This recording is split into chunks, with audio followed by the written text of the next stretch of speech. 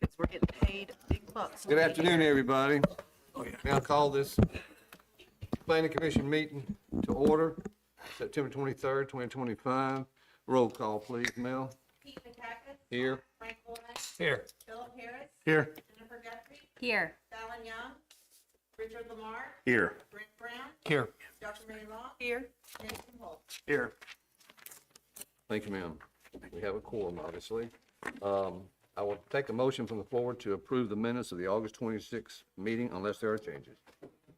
I'll make the motion to approve minutes as presented. Second.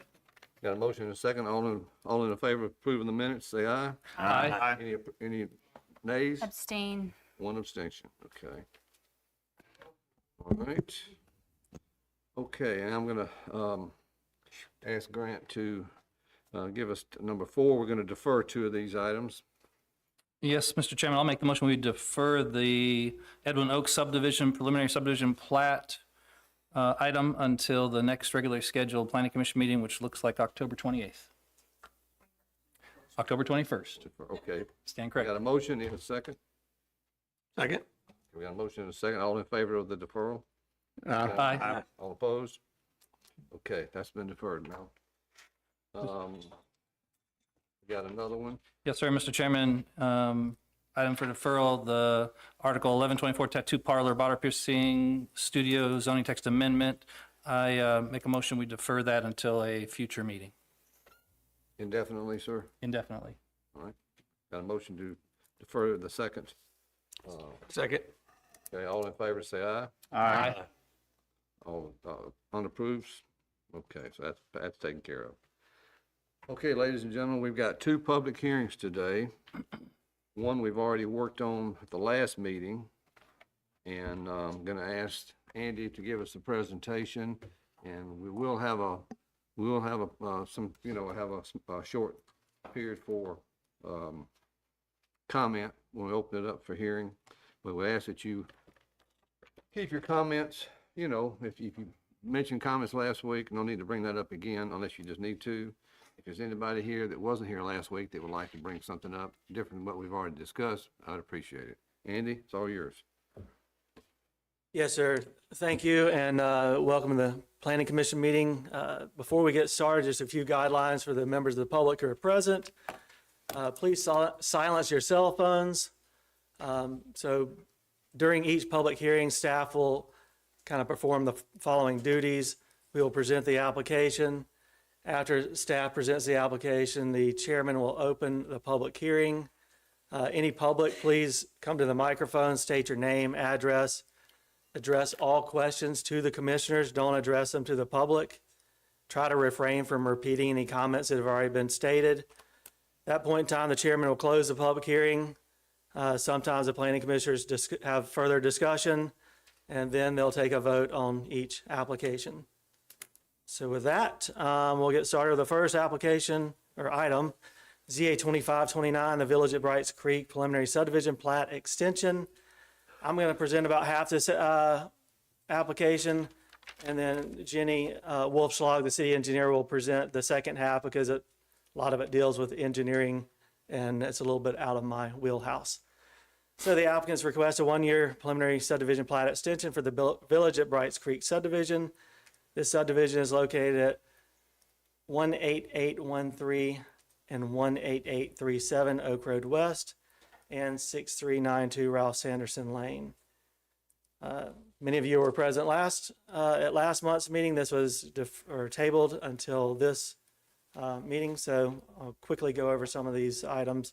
Location map, already told you where it is. This is a couple photographs showing an exact location. It's to the northwest of the City of Gulf Shores Sportsplex. Property is currently under construction for a 76-lot single-family subdivision, so a little under 44 acres. Property's got split zoning. The eastern half is R14 single-family residential, and the western half is R14, and the eastern half is zoned R3. R3 is a multifamily zoning district. R14 is a single-family zoning district. Preliminary subdivision plat was approved November 14th of 2023. And again, it's currently under construction, and as you can see in the photographs to the right. Here's the approved preliminary subdivision plat. So it shows the 76 lots, common areas, wetland areas, wetland buffers, and streets, and things of that nature. Development timeline, I won't go through all of this. Again, the preliminary plat was approved in November of 2023. Between November of 2023 and, let's see, I guess the land disturbance permit was approved on September of 2024. Several things occurred between those dates. Some plans were revised to address some of the conditions of approval. Once the land disturbance permit was issued, there's failed engineering department inspections. There's numerous stop work orders that were placed on the project. We went over all that at last month's meeting, so I won't go into the details. And then again, at the August 26, 2025 Planning Commission meeting, this item was postponed to today's date. So the subdivision regulations indicate that preliminary subdivision plat is approval is good for 2 years, subject to the following. Basically, it says that the Planning Commission may extend approval of an expiring preliminary plat for a single time not to exceed 1 additional year. There is some caveats in section 4-4 F2 of the subdivision regulations that state that preliminary plat approval shall expire after the 2-year period, and a new subdivision plat shall be submitted in accord with the provisions of the subdivision regulations and the required fee if changes have occurred to the subdivision regulations or no land disturbance permit has been issued, and if a preliminary plat has not been extended by the Planning Commission. And with that, I will turn it over to Jenny, who will go over the second portion of the presentation. Thanks, Andy. So as you remember from last time, one of the things that has happened since that was our subdivision regulations have changed, and that change is what makes Brights Creek preliminary subdivision plat non-conforming with section 4-4F of the preliminary approval period. We updated some of the engineering standards, the road sections, and the concrete and striping. So subdivision regulations, our inspection requirements are listed out in section 5.2 of the subdivision regulations. Section C is here in full text. Of note, at a minimum, inspections are required to be performed at the following 7 milestones, and an inspection report signed by a representative of the engineering department will be required at least once during each of those milestones listed above. We did do that for number 1 in the list.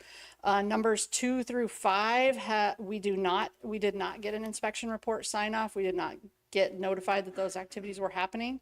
Numbers 6 and 7 are not yet complete. At the August 26th Planning Commission, kind of a summary of that meeting for those who might not have been here or anyone in the audience who didn't have a chance to watch it.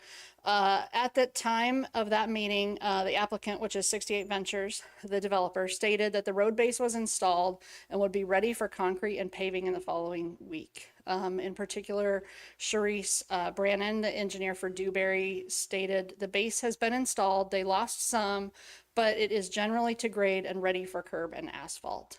We, as city staff, were unable to confirm that. We had not received any geotech testing reports, and we had not done any of the inspections that were listed on the previous slide. Here's an email that we got from Sharice dated September 4th that says attached are some of our inspection reports showing the base being installed at the village at Brights Creek for my records. They did have the attachment on there. I didn't include all that. When we got out there to test, these test reports were provided in, I think they were in that email from Sharice. We've had a couple different emails, but the city questioned some of the test reports when we had a chance to look at the geotechnical test reports. So some of the test reports were dated on Sundays. It would be very rare for GeoCon to work on a Sunday, so that was a little bit of a red flag. Not saying it doesn't happen, but we wanted to dig into it a little bit further. Also, the test on the top, the compaction test report, is a test that's done in the field to determine the dry density and the moisture contents. And then the test on the bottom is a test that's done, actually the test on the top is done in the lab to come up with the numbers for the test that's done on the bottom. That bottom right-hand side, bottom right-hand side, is a test that's done in the field to measure the compaction and the density there of the report. On this date, on December 10th, when they did this test, it rained 1.25 inches starting at 6 a.m. So it would be nearly impossible to get density on a test when it rained that much on the dirt that morning. So that, again, raised more red flags in our head. Test reports were also provided to the city, and they all showed passing. Every test report that we got showed that it passed from Geocon. But we also questioned the dates on some of these tests. So like I was sort of mentioning, that compaction test report on the left, that test is done, they collect the material, they take it back to the lab, and out of that, they get the yellow highlighted maximum dry density and optimum moisture contents. Bear with me, I know it's technical.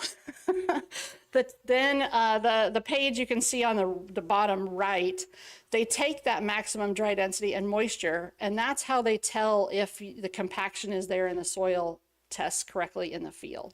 So you have to do the test on the left before you do the test on the right. It'd be very unusual to do it the other way around. Well, the test on the left is dated 3 days after the test on the right, which again raises red flags. Not impossible, but very difficult to do, very unusual. ALDOT would never accept this if they saw these standards. So another reason we wanted to hire a geotech and really test that base. So we hired an independent geotech engineer to test the subgrade.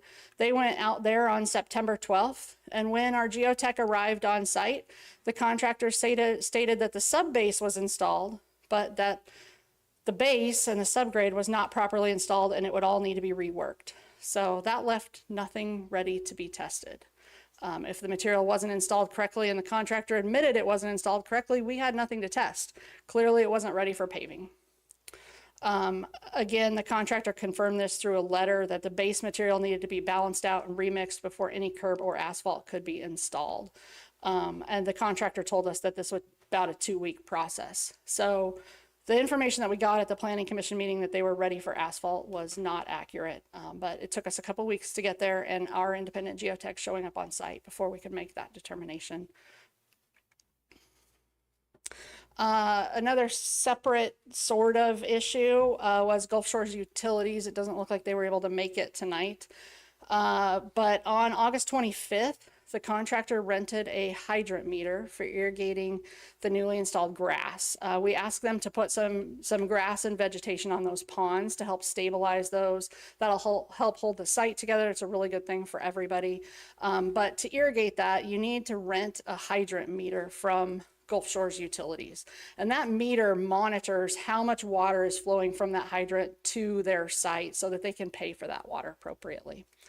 On the 12th, Gulf Shores Utilities staff discovered that a hose was connected directly to the fire hydrant and the meter was bypassed. So Gulf Shores Utilities removed that hose. Had some conversations with the contractor, and ultimately then a couple days later, the contractor rented a second meter. There were some discrepancies in there. The contractor needed to water more than one area on their site, and so the contractor said they were moving the hydrant from one location to another, but Gulf Shores Utilities does not allow those hydrant meters to be moved because it would be an easy way to steal water. This is just a typical road section from the approved plans in case we need to talk through anything there. But with that, staff's recommendation is to deny the preliminary plat extension for the Village at Brights Creek subdivision based on it being non-conforming with the following conditions. Number 1, the land disturbance permit shall remain active only to allow the developer to maintain the stormwater management facilities in accordance with city, state, and federal regulations. and that a stop work order is placed on all other construction activities. That is staff's recommendation. In your packet, you saw an alternative, an option 2 that we have available if the Planning Commission would like to consider approving an extension of time, and a denial will have them come back through the process and come back to you for a new preliminary plat approval.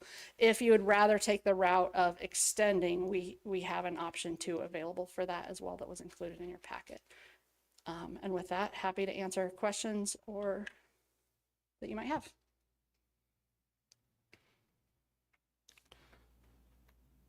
I got one question. On the, if we give the extension and and we go with option 2, the road system that was approved previously would be the one they would go with, or would have to go with the new? Staff's recommendation in option 2 is that they go with the newly approved road section. Okay, thank you. If they choose, or if we choose option 2, even for them to consider paving, they still have to take all that dirt off anyway. So at that point, it doesn't make any sense to not bring it up to the new current standards, because they're doing a lot of that. They would have to do a lot of that work anyway. Right. Is that correct? So, yes. So if you look at the typical road section, 5 and 6 is kind of the sub-base layers at the bottom. 3 and 4 is the base material. 3 and 4 are the layers that the material's on site, but it's been sitting so long that it no longer passes the test and was not installed correctly. So 3 and 4 needs to be removed, reprocessed. And so if the new road section is determined to be what Planning Commission wants to move forward with, then 3 and 4 would be removed and basically replaced with B-base and thicker asphalt to get to that same final thickness. But either way, 5 and 6 would remain. Either way, 5 and 6 would remain. 5 and 6 is what their geotech engineer has passing tests on. We have asked that we see 5 and 6. I mean, obviously 3 and 4 is on top of them right now. So 3 and 4 needs to be removed so that we can see 5 and 6, and we can either do our own testing or be out there when their geotech does a couple more tests and make sure that that's actually solid material.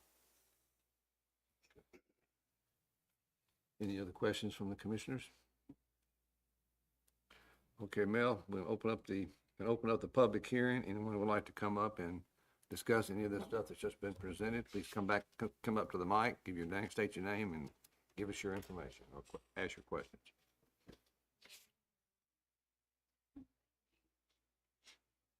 Hello. Thank y'all for being here. I'm Jane. I live on George Street. I spoke last time. I'm going to say something. I try not to repeat myself. What's your name, ma'am? I'm sorry. Excuse me. What's your name? Jane Wetteroff. I live on George Street. Okay, thank you. I brought up all the points the last meeting, so I'm not going to repeat myself. City of Gulf Shores set up some rules and regulations. That's what your job is. They've circumvented your rules. They've taken down trees they shouldn't. We all heard this last time. So if your rules and regulations are being abided by, it should be a good construct. It's not. They've gone around y'all, your rules, Andy's rules, and they will continue to do so. What is the point? I appreciate you listening. Thank you. Thank you for your comments, ma'am. Yes, sir.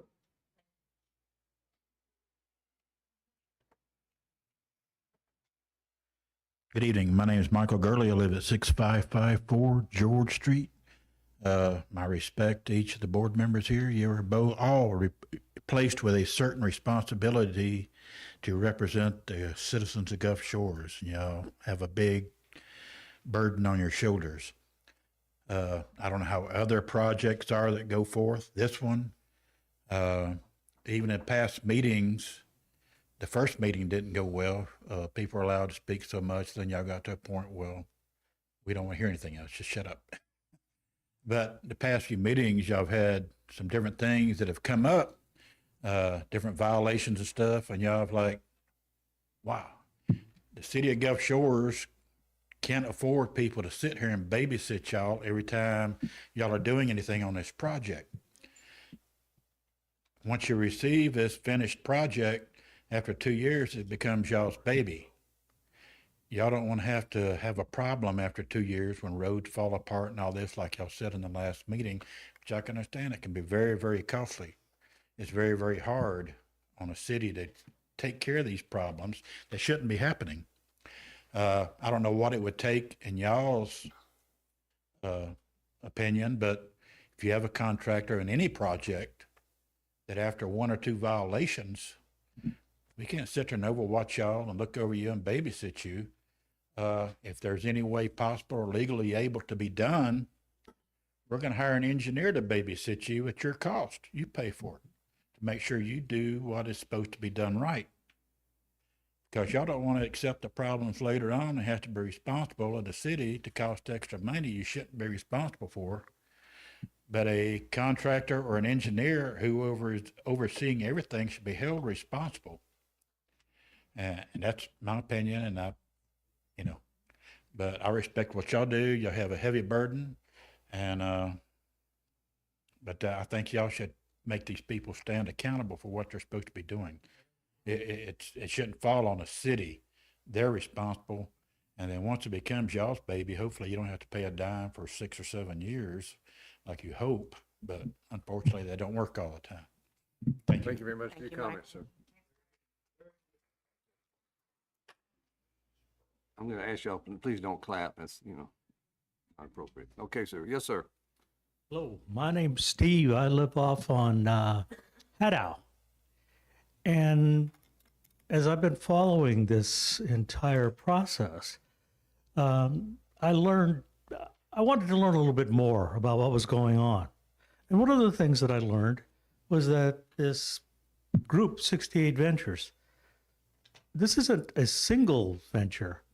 68 Ventures is one of the largest construction companies of homes. And in fact, the Adventura home that's not too far away from where I live was all constructed by them, which means they would have had to have known the rules and the regulations and everything for that area, because they're working not more than maybe half a mile from it.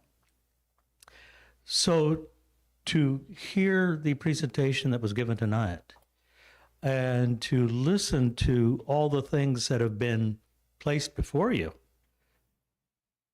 this is a company that should have known better. It is a company that is seeking to pull the wool over everybody's eyes. And later on, this last gentleman was right. We're going to wind up with a problem somewhere along the line. As you well know, we've had things in the past where we've had condominiums that now we know weren't up to code. Things got left behind. We don't really want to have that later on down the line. And I think it behooves us to use our best judgment. And I would not vote in favor of these folks to go forward with this. So far, they've done nothing but lie to us. And if they do still want to go forward, almost everything that I've seen on those Sundays, they should have had an inspector there. They should be working with us to make sure that we're involved in the process. I think that's absolutely important, because without that, this kind of stuff is just going to keep going on, and we need that kind of transparency from them. So my vote would be to say no and to basically put it in everybody's minds. This is probably, they say if it's a good deal and it's too good to be true, probably is. Thank you. Thank you for your comments, sir. Yes, sir. Sorry for being late. I didn't know what we were talking about, but when you heard the word 68 Ventures, they turned the water off to some of my property. I'm just throwing this out here. That's not why I'm out. That's not why I'm here. What's your name, sir? Dominic Monteleone, Nick the plumber. Gotcha. They turned the water off at some of my property for a week. And I don't think that's legal, is it? to turn somebody's water off for a week, and then they didn't know how to fix it. And of course, I'm a plumber, and they asked me where the water comes from. Well, it comes from God, but besides that, it comes from, they were asking me where the connections were. And, they're about a mile from my property. And I don't know, they apparently don't know what's going on, but that's all I'd like to say about that. Okay, thank you, sir. Thanks for your comments. And where is Steve and Joe? Where's Steve and Joe? This is Planning Commission, not City Planning Council. Commission. Oh, Planning Commission. Monday night. okay. Anybody else? Oh, yes, sir. Good afternoon. My name is Jared White with the Fraser Green Law Firm. I represent 68 Ventures. My colleague Dottie Barker was here last time, and I apologize, I had a conflict, but I've watched the Planning Commission meeting from last time. And it looks to me like things were left with a general understanding that it's in the best interest of the city and of the neighbors to get the subdivision finished so that stormwater measures can be in place and there's no runoff. And, the two remaining open items at the end of the last meeting were the streets and then the pipe for Gulf Shores Utilities. I think that's been resolved. My theory in life is don't focus so much on how you got there, focus on where you're going and how you can get things solved. So certainly 68 Ventures has some concerns about some of the things in the staff report. The geotesting was done by a reputable independent contractor, not 68 Ventures. We stand by those results, but we understand the concerns that have been raised. And so we are open to having that retested with a independent contractor chosen by the city. We would pay for that expense. We would ask to be present when that testing is done, but get testing done that everyone's satisfied with. It's my understanding that the base on top does not need to come out. I'm not the expert on that. We have somebody who can address that, but it's our position that does not need to come off. It does need some tending based upon the exposure to the weather, but it can be tended and put in a shape that can pass all tests and be a good road base. So we disagree with the conditions that are imposed in option 2. And we would ask, it's not a binary choice. The Planning Commission does not have to say no extension or only extended on these conditions. You can impose the conditions that you believe are reasonable. The last time the Planning Commission appeared comfortable with the conditions recommended last time, which are different than the conditions recommended this time as option 2. And so we would say, keep the conditions from last time, but add to that there'd be independent testing paid for by 68 Ventures that would pass to the satisfaction of the city. And that, upon that, it would then be extended. And the permit, the preliminary plat expiration is in the middle of November. So this could be carried over one more month to the October 21st meeting. The test results could be in hand. And at that point in time, the Planning Commission could then consider the extension with the results in hand from an independent tester. And I'm happy to answer any questions I can answer, and then we have an expert who can address the base issue if needed. Anybody have any questions for the developer's representative? Well, to me, we looked at conditions we talked about last week, and I know there's some work that's been going on as far as trying to get stormwater in place, and Jenny's worked with the folks to keep that going, get the sod down, stabilize the banks and the stormwater drainage. I think they've worked through the utility, the water line that was installed. So the biggest remaining item is the road, and I think, and that's the big item, I know. And but to hear what we had heard from third-party inspectors, and then to hear from you that the top base, the 3 and 4 on here, don't need to be removed. To me, I really need to understand that and why your folks feel like that it's suitable as it is, because, my comments at the last meeting were, I don't think we need to make your folks back up a lot, but I do believe we need to make sure that the road is built properly. And at this point, I do agree. I think it needs third-party inspectors to finish the project at the developers or the contractor's expense. I agree with that. It's the only way we can all be assured that we get it right, because we do not want to inherit another problem. And I'll go back to what I said last month. I think that there are roads in the community that were built by the old standards that have held up fine and done well if they were built properly. So, but to me, this statement you made about the top layers are good and our third-party people saying they're not, and what your comments from your folks on site that day that don't test it, it's not ready for testing.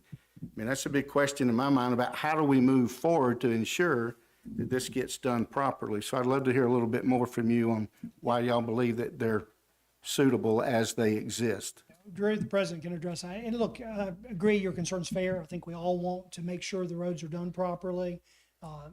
We appreciate your concern, and that's why we're making this proposal to address that. But I'll let Drew address the base issue. And I guess the one other thing I'll say before turning it over is, with a third party engaged, not only can they do the testing, but they can, they'll be able to offer an opinion as to whether or not the base that's there is suitable with some tending. So it's not just what we say today. If we get a third party engaged, they can also have an opinion to share with the Planning Commission on October 21st meeting. Thank you, sir. So I'll wrap up by asking Grant Nichols, who's our general contractor, to come up and talk in a little more detail with regard to the base. But I think at the last Planning Commission meeting, Sharice, and I believe it was in some of your questions around the grade of the road, did make the comment, the base has been installed. We did lose some of it to rain events, but it is generally to grade and ready for curb and asphalt. So as a typical construction measure, the base is in. So all of the dirt that needs to go in for the base is in, but we've had hundreds of dump trucks running over it for a number of months. We've had rain events. Obviously, we haven't had really any rain for the last 30 or so days, but prior to that, we had very heavy rain. So it's very typical in road building or doing site work that even though that base is in, it still requires some level of preparation after that. And you don't do the testing until as close to installing curb and asphalt as possible, just to make sure that those base conditions, are as tight and as close to standards as they need to be. So is the road as it stands today, the base as it stands today, ready to go put in asphalt tomorrow? No, but we don't need to bring in new base material. It just needs to be kind of cleaned up, processed. And again, Grant can talk to that in more detail. So I think we are comfortable with the conditions that are out there, whether you guys would like for a third party to do the testing or have a third party kind of oversee our geotechnical engineer do the testing, whatever the commission is most comfortable with. I think we're more than happy with that, to agree to that. I think if a third party geotechnical engineer would do the testing, I think we would just simply request maybe to get, some advance notice so we could be on site as well. I think we actually had that agreement with staff at a meeting in early September after last Planning Commission meeting. And that's not quite how it shook out, but that's okay. We've fallen short in that regard too. So I think, at the last Planning Commission meeting, I think we certainly accepted some of our shortcomings on this project as it's been detailed. It's, been a few and we acknowledge that, we accept that. But I think if you look from the last Planning Commission meeting until now, we've been pretty exemplary, very, very few, really the only issue being the water meter, which I can assure you we were not stealing water. It was a matter of moving the water meter, which, again, once we understood that wasn't allowed, we requested another water meter to be able to appropriately, water to get stabilization. So, a kind of a minor infraction there, but form over substance, we were not stealing water. But that's really the only issue that we've had since the last meeting, which at that point we made a heavy commitment. We need to do better. We will do better. We will be a developer and contractor partner with the city of Gulf Shores. And I think we've done that, and we will continue to do so moving forward until we get this project across the finish line. That's going to happen one way or the other. I think you guys know that too. It's just a matter of exactly what the construction methodology needs to look like. So I think kind of doing it once well, the right way, without having to do a bunch of rework is probably the best solution for the city, the nearby residents, and us, and that's the path we would like to go down. But I will ask Grant to discuss in a little more detail around the base that's in, going from here to being ready for curb and asphalt. Thanks. Hello, my name is Grant Nichols. If you're not familiar with road building standard or process, typically we go in, we clear the property, we come in and strip the topsoil, stockpile the topsoil for later use. We're given cut cross sections from the engineer, set at certain grades. We come in and cut that. In this particular case, we had to dig down, get to the subgrade. We processed the subgrade 12 inches. We had it compacted. We had Geocon come test it. At that point in time, we closed it off. The next buildup was 2 4-inch lifts of sand clay base. We typically put in 5 or 6, just essentially something for us to track on, because that material turns so sandy you can't drive trucks around it. So once we get it sealed off and it's got the right moisture in it, got the compaction on it, we seal it off with the base. This base gets rained on, it gets, wash off from the shoulders and stuff to that nature. After we get the utilities in, the storm drain in, and all this is video and accepted, we come back in, we scrape whatever foreign material is off of that base, and then we bring it up to grade. Once we bring that dirt into grade, we actually open it all back up with a disc and bring it in and call what we balance and roadbed process it again to get the significant compaction that we're looking for. The material that's there is fine. We dug through it yesterday in some spots just to double check some compaction tests that we had done, just to make sure the subgrade was still in good shape. The subgrade passed. We put the base back on top of it. We need about 2 weeks to go in there to clean the base up, get it to grade, roll, get compaction, proof rolling. And just to give you an example, I know y'all familiar with the dirt that had to be moved off the 2 lots. I moved 300 loads of dirt the whole length of that job from the front to the back, Thursday, Friday, and Saturday. And I've got videos. There was no deflection in that roadbed that's there, and it's still got to have build up on top of it. There's still another 2 to 3 inches of material that's got to come in there and get processed. So there's nothing wrong with this roadbed. If anything was going to happen to it with 300 or 400 loads of dirt, it would have failed on us last week. Y'all have any questions for me? Any questions? We got any questions up here? I don't have a question for the applicant, but I just have a question for clarity. And this may go back to you, Jenny, or staff. I want to make sure I'm clear. So with the recommendation as it is to deny first, just so everybody's clear in the audience, that's to deny, but it will be coming back. So it's not like it's going away, just so everybody knows that's clear. So the recommendation is to deny, and then we have a second recommendation to approve with these conditions, the main one being the difference, because I couldn't see the other conditions from the past meeting, but the main one being the difference of that the roadway will need to be to the new subway standards, road standards. And then the request from the applicant is to move forward with the conditions with the exception of that, wanting to move forward with the old standards. Is that what your request is? Okay. So my question is to staff, what is the motivation to the recommendation to deny versus the approve with conditions? What would be the difference? Is there anything in the process of reapplication that's not in these conditions?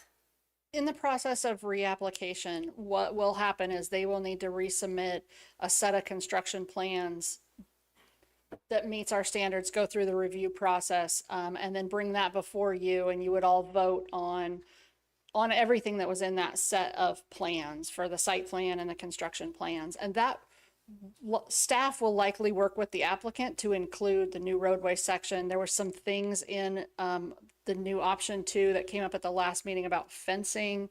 So we would have the opportunity to work with the applicant on fencing material and include all of that so that when it comes back to Planning Commission, it comes back as one complete package in one place. And Planning Commission would really get a solid vote on every single thing in there rather than a list of conditions that's a separate document. If you approve option 2 or option applicant, whatever variety of that you'd like, then that puts city staff and our inspectors and the contractor in a position where they have to have a set of construction plans on site and these set of variances that Planning Commission approved and try to build to that. It's often difficult to get a contractor to have the right set of plans on site. So to make them have 2 documents on site and we're all working off multiple pages with the plans show one thing, but the conditions might show something slightly different. It just adds an extra layer to the process and an extra level of difficulty to all of the field staff involved, inspectors, testers, contractors, everybody across the board. So the cleanest way for the city staff to handle this, city feels like, would be to deny. That way they can reapply and come back with a clean set of plans. If this were denied, they would, I think, need to reapply by October 4th to be on the November Planning Commission agenda. October 6th. To be clear, what we are suggesting is kind of in conformity with the last planning commission meeting, option 2. So we're just working from the plans that were initially approved in November of 2023.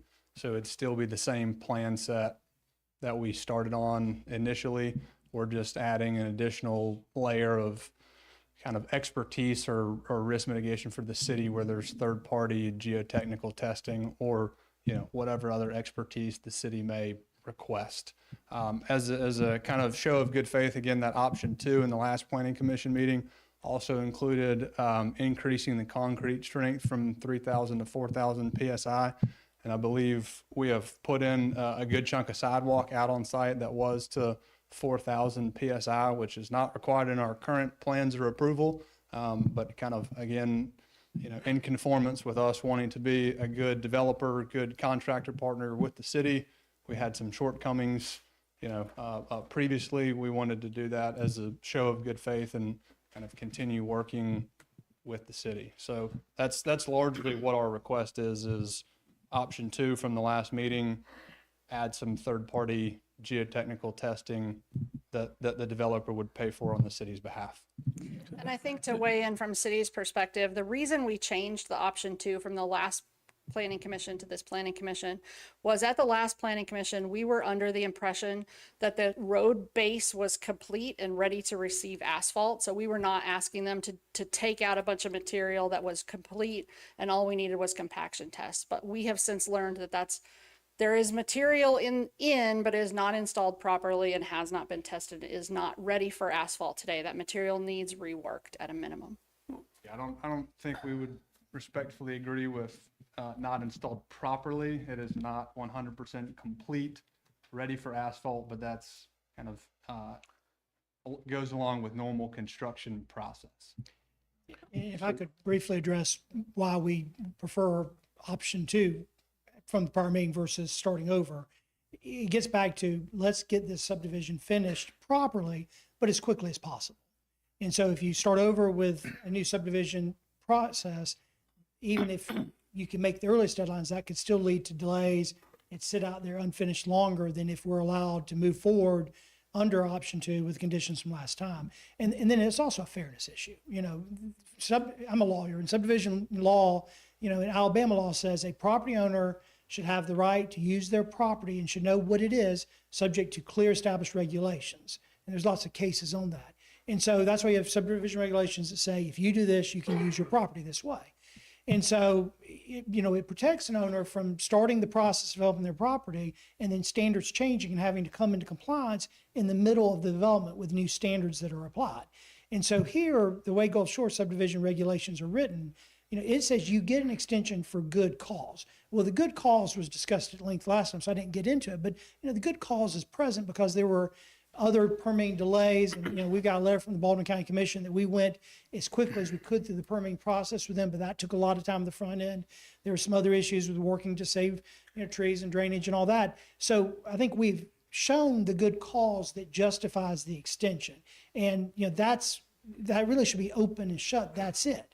Now, again, we understand the shortcomings in instances that have raised some concerns. So that's why we're trying to go above and beyond to, satisfy the city and its citizens and our neighbors that we have done this the right way so that when it's done, it's in full conformity with what was approved and beyond that. But to start over and change the standards halfway through is not fair. It's not legal. And so, we would ask that you do the right thing and do it on option 2. But, you don't have to decide that today. It could be passed today. We could have this testing and then it could be heard at the next meeting. And at that stage, you could take a vote. And if you're comfortable, then it's going to be an easier vote than it would be today, potentially, just because we recognize that there's still questions out there. And, again, we on the testing. I mean, I could get a lot more detailed about, what could have been done to scrape off things and all that, and coordination that didn't happen or could have happened. But I don't think that's really pertinent. We want to make sure everybody's comfortable and there are no questions left. So that's why I would suggest holding it over a month and then taking the vote then with some independent testing results available to everyone. Okay, I'm just a little confused because the main item that we spoke about at the planning commission last time was the road was the main topic. And it seems like the other items have been pretty much resolved, but the charge last month was to delay this for one more month so that we can get satisfied that the road bed is in fact installed properly and ready. And we've had the whole month to do that, and we get that report from the city, and then we get the report from y'all. I mean, So we had, what is it? we had a meeting with staff, I believe it was September 2nd, and the test that we were ready for was I'm not at all confident I'm using the term correctly, either subgrade or sub-base. And I believe staff's concern was that we already had base on top of the subgrade or sub-base, so could it be tested properly? And we had a meeting on September 2nd, and we agreed to have the city hire a third-party geotechnical engineer to come perform that test, and if it did not meet, the developer would pay for that cost. I don't believe that we have ever stated that the base is ready for testing, because again, we don't typically test the base until 24 hours we're ready to put down curb and asphalt. Just, we know how much it rains, X, Y, and Z. So that was what my understanding was, is that we needed to get the subgrade or sub-base tested first before we can move forward with testing the base. But it's fair that when the city came out, it wasn't coordinated in a fashion that would clear off the base so they could do the test. And I think that was just a communication issue, as I understand. We also, at our meeting on September 2nd, agreed with the city staff that we would be given 24 hours advance notice for the testing so we could be on site. We did not receive that. And so our contractor and geotechnical engineer did not have the opportunity to be there. So I think we stand by our position that the subgrade or sub-base, again, I'm kind of using those terms interchangeably because I don't understand them technically enough, is ready to be tested by a third party. So what would you have done in that 24-hour notice period that you're saying you didn't get, that would have had the material ready for testing when our third-party inspector showed So up? I think the base needs to be moved, excavated in certain areas for the geotechnical engineer to test the subgrade or sub-base properly. So we was under the impression they was going to test the subgrade. So a portion of the base was going to have to be removed in some smaller sections. So during our meeting, we talked that they was just going to come out and dig a 3 foot by 3 foot hole through the base, get the subgrade exposed and do the testing. Well, my gentleman on site called me and said, hey, they're out here testing. When I got there, they was trying to test the base, the two 4-inch lifts of sand clay base that were nowhere near ready. We had that base down just enough to protect the subgrade. So when Brady realized that the base was not ready, he just told them to stop testing. I was under the impression we was only gonna be testing subgrade. And then, because the base doesn't get tested to, like Drew said, just before the paving goes in. I think it's a nomenclature issue here. We were under the impression they were ready for asphalt and the base was installed and we were there to test the base. And the base was not installed. And I think we all agree that the base was not installed. The sub-base is in. The city hasn't tested any, but we've seen test reports that show it's in. So the sub-base is likely in and likely correct without tests. But we were under the impression we were testing base. The contractor and developer were under the impression we were testing sub-base. Subgrade, that's correct. Well, I think we all were from the last meeting, and Mr. Nichols, I don't know if you were here, but there were several questions asked related to what the stage of the fill material, the road base was, and did it need to be clipped? Was it at final grade? And the answer was, we're ready for pavement. Y'all were holding us up from managing our stormwater by not letting us pave. Okay. Well, So that, understandably, we would have gone out there expecting to test the base. Okay. Well, just to clarify, subgrade is the native material that's been here since the dinosaurs. So there's no misinstalling it. The only thing you can do is process it and turn it down. It's in, it's been tested. And there's, the base layer the 2 lifts of base, they may be 4 inches thick and 6 inches in one spot, depending on how much runoff it's had. And we need time to manipulate that, get it to where on grade and get it clipped out, and then test that before we do any paving or curb. So does that base material that's in there now need to come out before you can get that ready for asphalt? No, sir. We can process what's there and add to it and get it mixed and lay it back down, and it'd be fine. We're gonna put testing on it, so we'll have test results. If any of it fails, we'll pull it out, reprocess it, and get it to where it does pass. So Jenny, Jenny, has any of the sub-base material been tested below the base material? The sub-base material has been tested by Geocon, their geotech, and those were the test results I showed earlier in the Which presentation. look suspect if I read Correct. into your date references and things.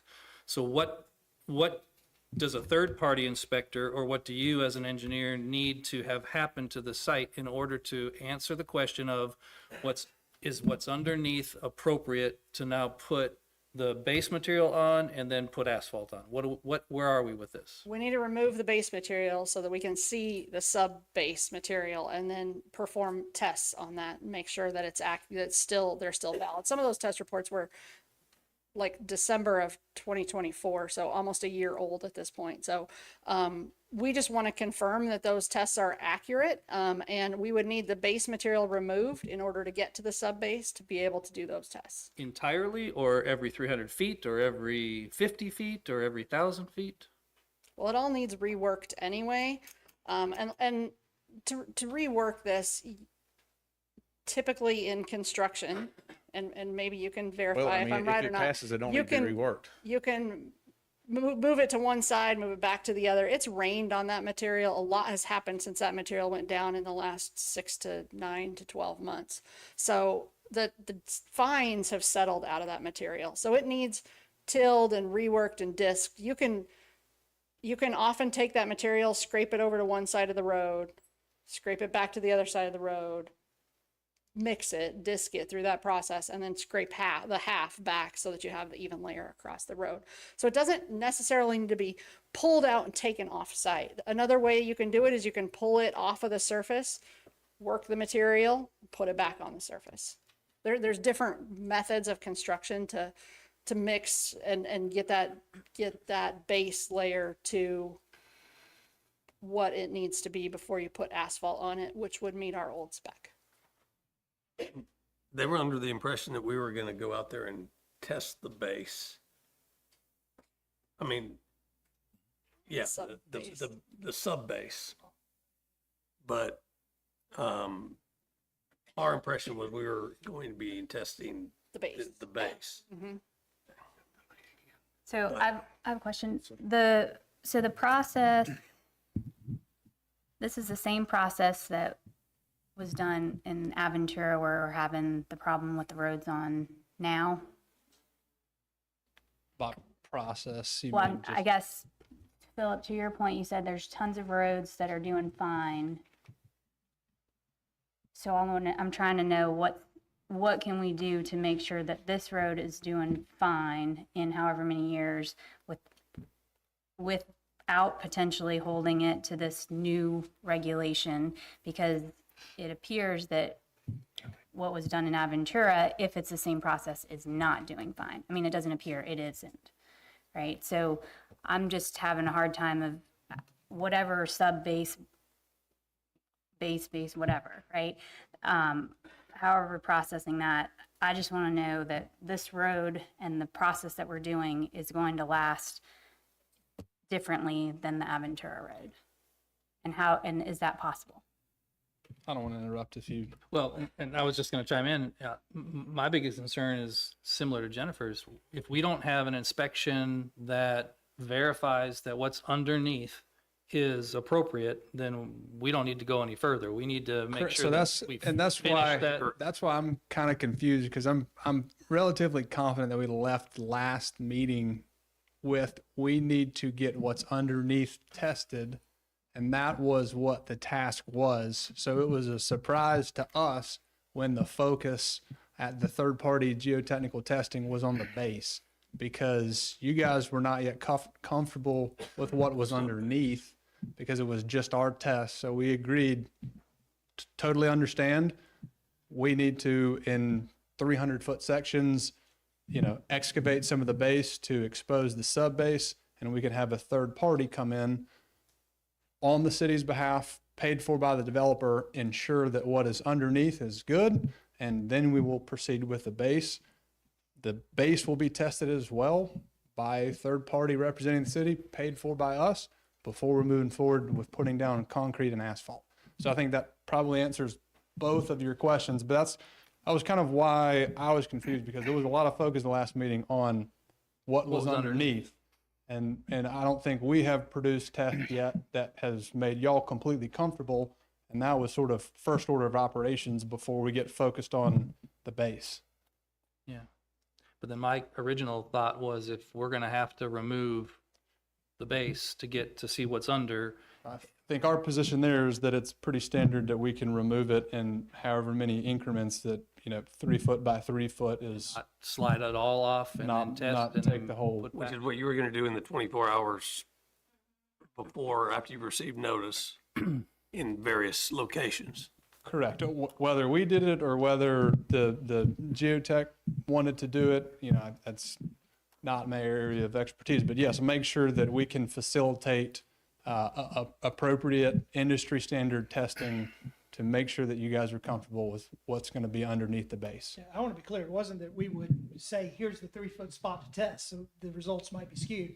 We would just have the equipment there, so when the geotech showed up, it could be moved where they wanted, so they could do the test. It can be moved quickly. And that's when Brady texted me Monday morning. We did some testing ourselves. He informed me that they wanted to remove all the base. But he asked me, has all the base been removed? I said, no, I'm going to dig out whatever you want us to dig out. Because I didn't want to do it and have predetermined locations. I wanted him to tell me where to dig. And that way we would have been, trying to be as transparent as we can be.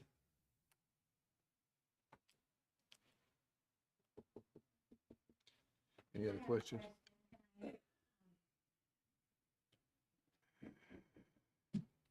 They're comparing these roads to Adventura. And if we don't want these roads to be like Adventura, how are they different? Have they compared the two to see, are they building them just like they did in Adventura? We know they're not going to hold up. So I made a comment at the last meeting about Aventura roads. And so those that are here from Aventura that are concerned about the condition of their roads, the city's not accepted those yet. Right. And we're going to get those roads in proper condition before we do. My other comment was, so the design of the Aventura Road is the same as the design for the Brights Creek Road currently. That's the city's street requirement design up until we adopted the new street design standards a few months ago, in July. So the design's the same. My comment last month, and I say it again, it's the application and the execution of the design, to me, is why some perform and some don't perform. And we've had plenty of roads under the old design that do perform, but they have to be compacted right and they have to be executed right. And I think that's what we're trying to get to here today at Brights Creek is how do we get the road right where the city accepts them in good condition and the future homeowner does not inherit an HOA bill long before they should. I understand that. But if they're doing exactly what they did in Adventura, then those roads are going to be just like Adventura's. Right. Well, to me, We're trying to ensure that the Yeah. execution of these roads goes to the standards that are in their approved subdivision plat, or the standards that are applied to their current approval. We're trying to get comfortable that they are being applied physically on the road. So are they different?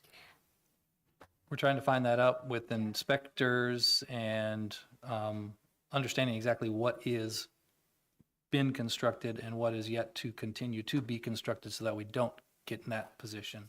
Well, you with just Brights Creek. said they're the same. The design is the same, but they may have been built differently. Well, are they building them the same? We're trying to find out what they are building right now through this inspection discussion, that we are trying to get results from a geotech company that says, yes, they are being designed or built like it's designed or not. And if not, then they need to fix it so that it is built to the design. A lot of this is over my head. Well, mine too, so. I work in the schools and I'm, not- you know, roads are, I know they're important. Yeah. But the thing that bothers me is the ability to take somebody's word. If they say they're going to do something, it should be done. Yes, ma'am. And it shouldn't be put off for another month or another year. We should hold people to their agreements. And I feel like there have been a lot of exceptions here. Just my opinion. Thank you, ma'am. Thank you. I think that's what we're trying to do, is hold to the standards. So Jenny, would you feel comfortable going back for testing so we're on the same page with the testing? We test the base and the sub base. Everything's tested and compacted into a standard where we feel the roads are executed to the previous standards, but executed in a way that will be, would you feel more confident? Because they won't be to the new standards, but would you feel more confident going through the other rounds of testing and having all that? I mean, the other rounds of testing are already in our standards, and that was what you saw on the slide that had the inspection milestones that hadn't been met yet, and we haven't seen that data, so there's just a question mark in my mind. So, but staff will do whatever you want us to do. Whatever direction we get is the direction staff will go. To follow up, can inspections with existing conditions occur by a third party so that everybody's comfortable with it, or not? If they can occur with what's on the ground out there so that all those red X's turn green and you're comfortable and the city's comfortable that the construction has been performed to the specifications, but if you're not comfortable that we can get those red X's given to us and that the construction has been performed to our standards, then that will change my decision as to how we move forward. It's difficult to know that the sub base was installed correctly when we can't see it. So removing a 2 foot by 2 foot section in order to test allows us to see that section, but it does not allow us to see the full section of the road. That's one of my concerns about the method that they're suggesting of not removing the material and working it in place. Any other questions up here? Okay, you now close the public hearing. And the chair will entertain a motion. When you're ready, folks.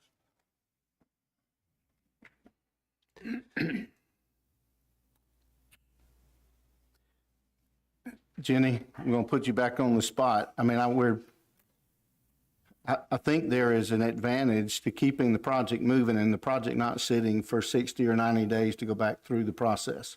The longer it sits where nothing's happening, the more problems the site can experience. So, folks, this applicant has not been given variances in design standards. We've not waived any requirements for them at all. These issues came up from Jenny and her staff doing site inspections, and one problem led to another, and that's why stop work orders were issued, and that's why we're here. So our objective, I think, is how do we get it right where we don't pass the problem to the future homeowners, and how do we get it done? And I think, to me, those are the two objectives there. Obviously, and I highly respect your work and what you've done out there. You want to get comfortable with the sub base before we get comfortable with the base. That makes all the sense in the world. I think if you go out to Aventura and where some of the roads are already cracking and opening. I think anybody would tell you that's a compaction problem or a base problem or a sub-base problem. So to build the road right and long-term, it's a sub-base test and a base test, and then the proper asphalt test, which can be done. Is there a way for you to get, can we do a 2x2 every 100 feet down that road and get comfortable with that sub-base? Fix the base, compact it, test it, and allow that road to get built and be comfortable that we've done all the testing and installation right for that road to hold up.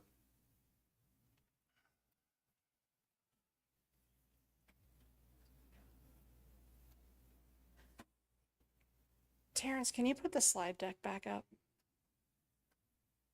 I switched them out this morning. I am going to glance through some of these pictures. So here's an example of where I am struggling to get comfortable with the sub base and digging out a 2 foot by 2 foot section or however big that is. I just use that as an example number. On the left-hand side in this photo, as you're driving down this road section, you can see a black box sticking up. I believe that is an inlet. And the road base should extend, the subgrade and the subbase and the base should extend beyond that inlet. I can't tell from this picture if it does. So that's an example of where it's really hard for us to get comfortable.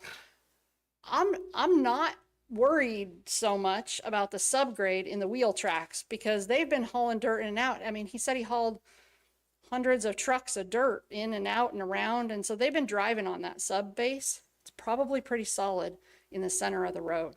But over next to those inlets is where I have some concerns. There's different areas. In some sections of the road, it was significantly wet when they were putting that material in. Those are areas that we would want to take a closer look at. Permission to speak, please. Yes. So since them photos were taken, because due to the job sitting, runoff from the shoulders has run off on the road, we've been going through there and have got the roads clipped out past beyond the inlets where you can see base material in them. So those pictures are a bit dated from where the job is last week or today or anywhere else that the base is in. Okay. Thank you for clarifying that.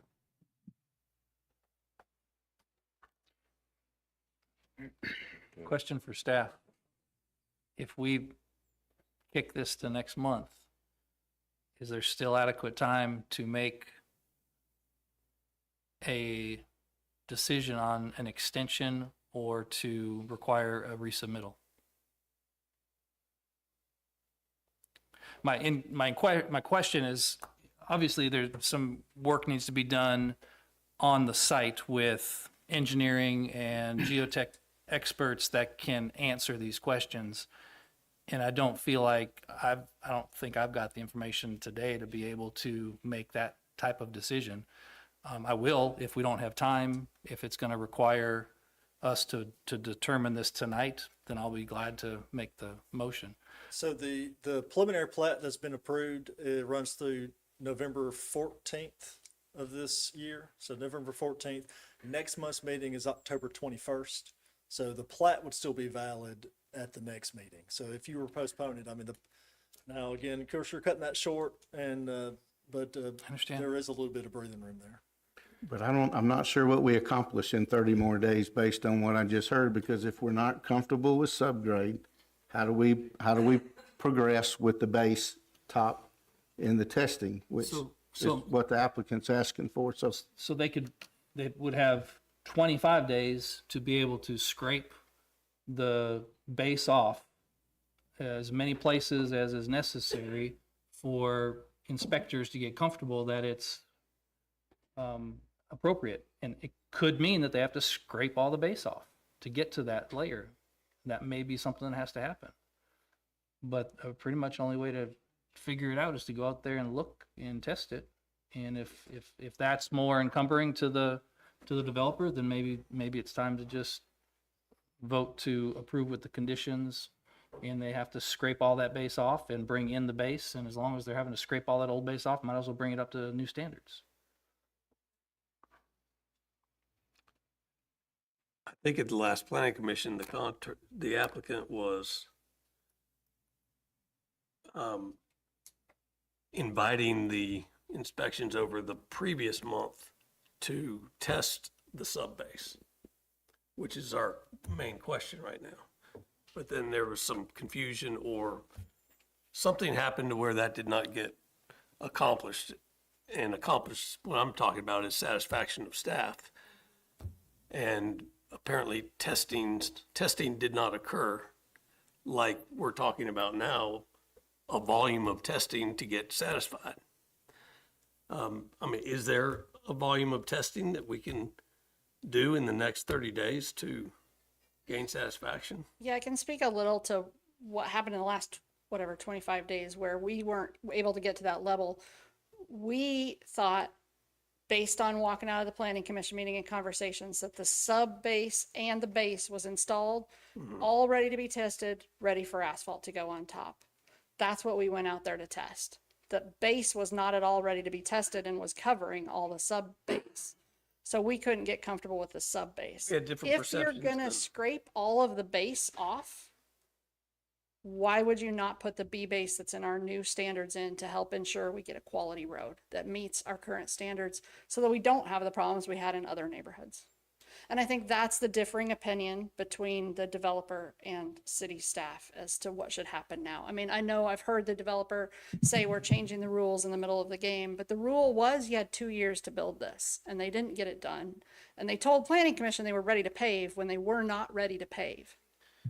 And they missed the inspections that are required. And they missed inspections along the way. And there was a lot of oops along the way. They missed trees. We had to redesign things. There was quite a few oops along the way. There were stop work orders when they ran water into Brights Creek and other issues that did delay their progress. But the rules of the game was you had 2 years to get this built. So we didn't change the rule. They didn't comply with the rule. I have permission to make one quick point. Yes, sir. To me, the best person to decide how much testing needs to occur of the base would be the third party. Even if all the base is removed, no one's going to test every inch of the base. So if you have the third party come up with their protocol of what satisfies them, not what because the city staff can pick a expert that they are confident in, then let those people decide how much testing they need to do. I don't think you're not going to test every inch of the subbase no matter what. So let the third party decide the protocol. They would decide where the testing occurs, and then either that's done or not done by next month. And then you can decide at that stage. That's my proposal. Thank you, sir. Okay, commissioners.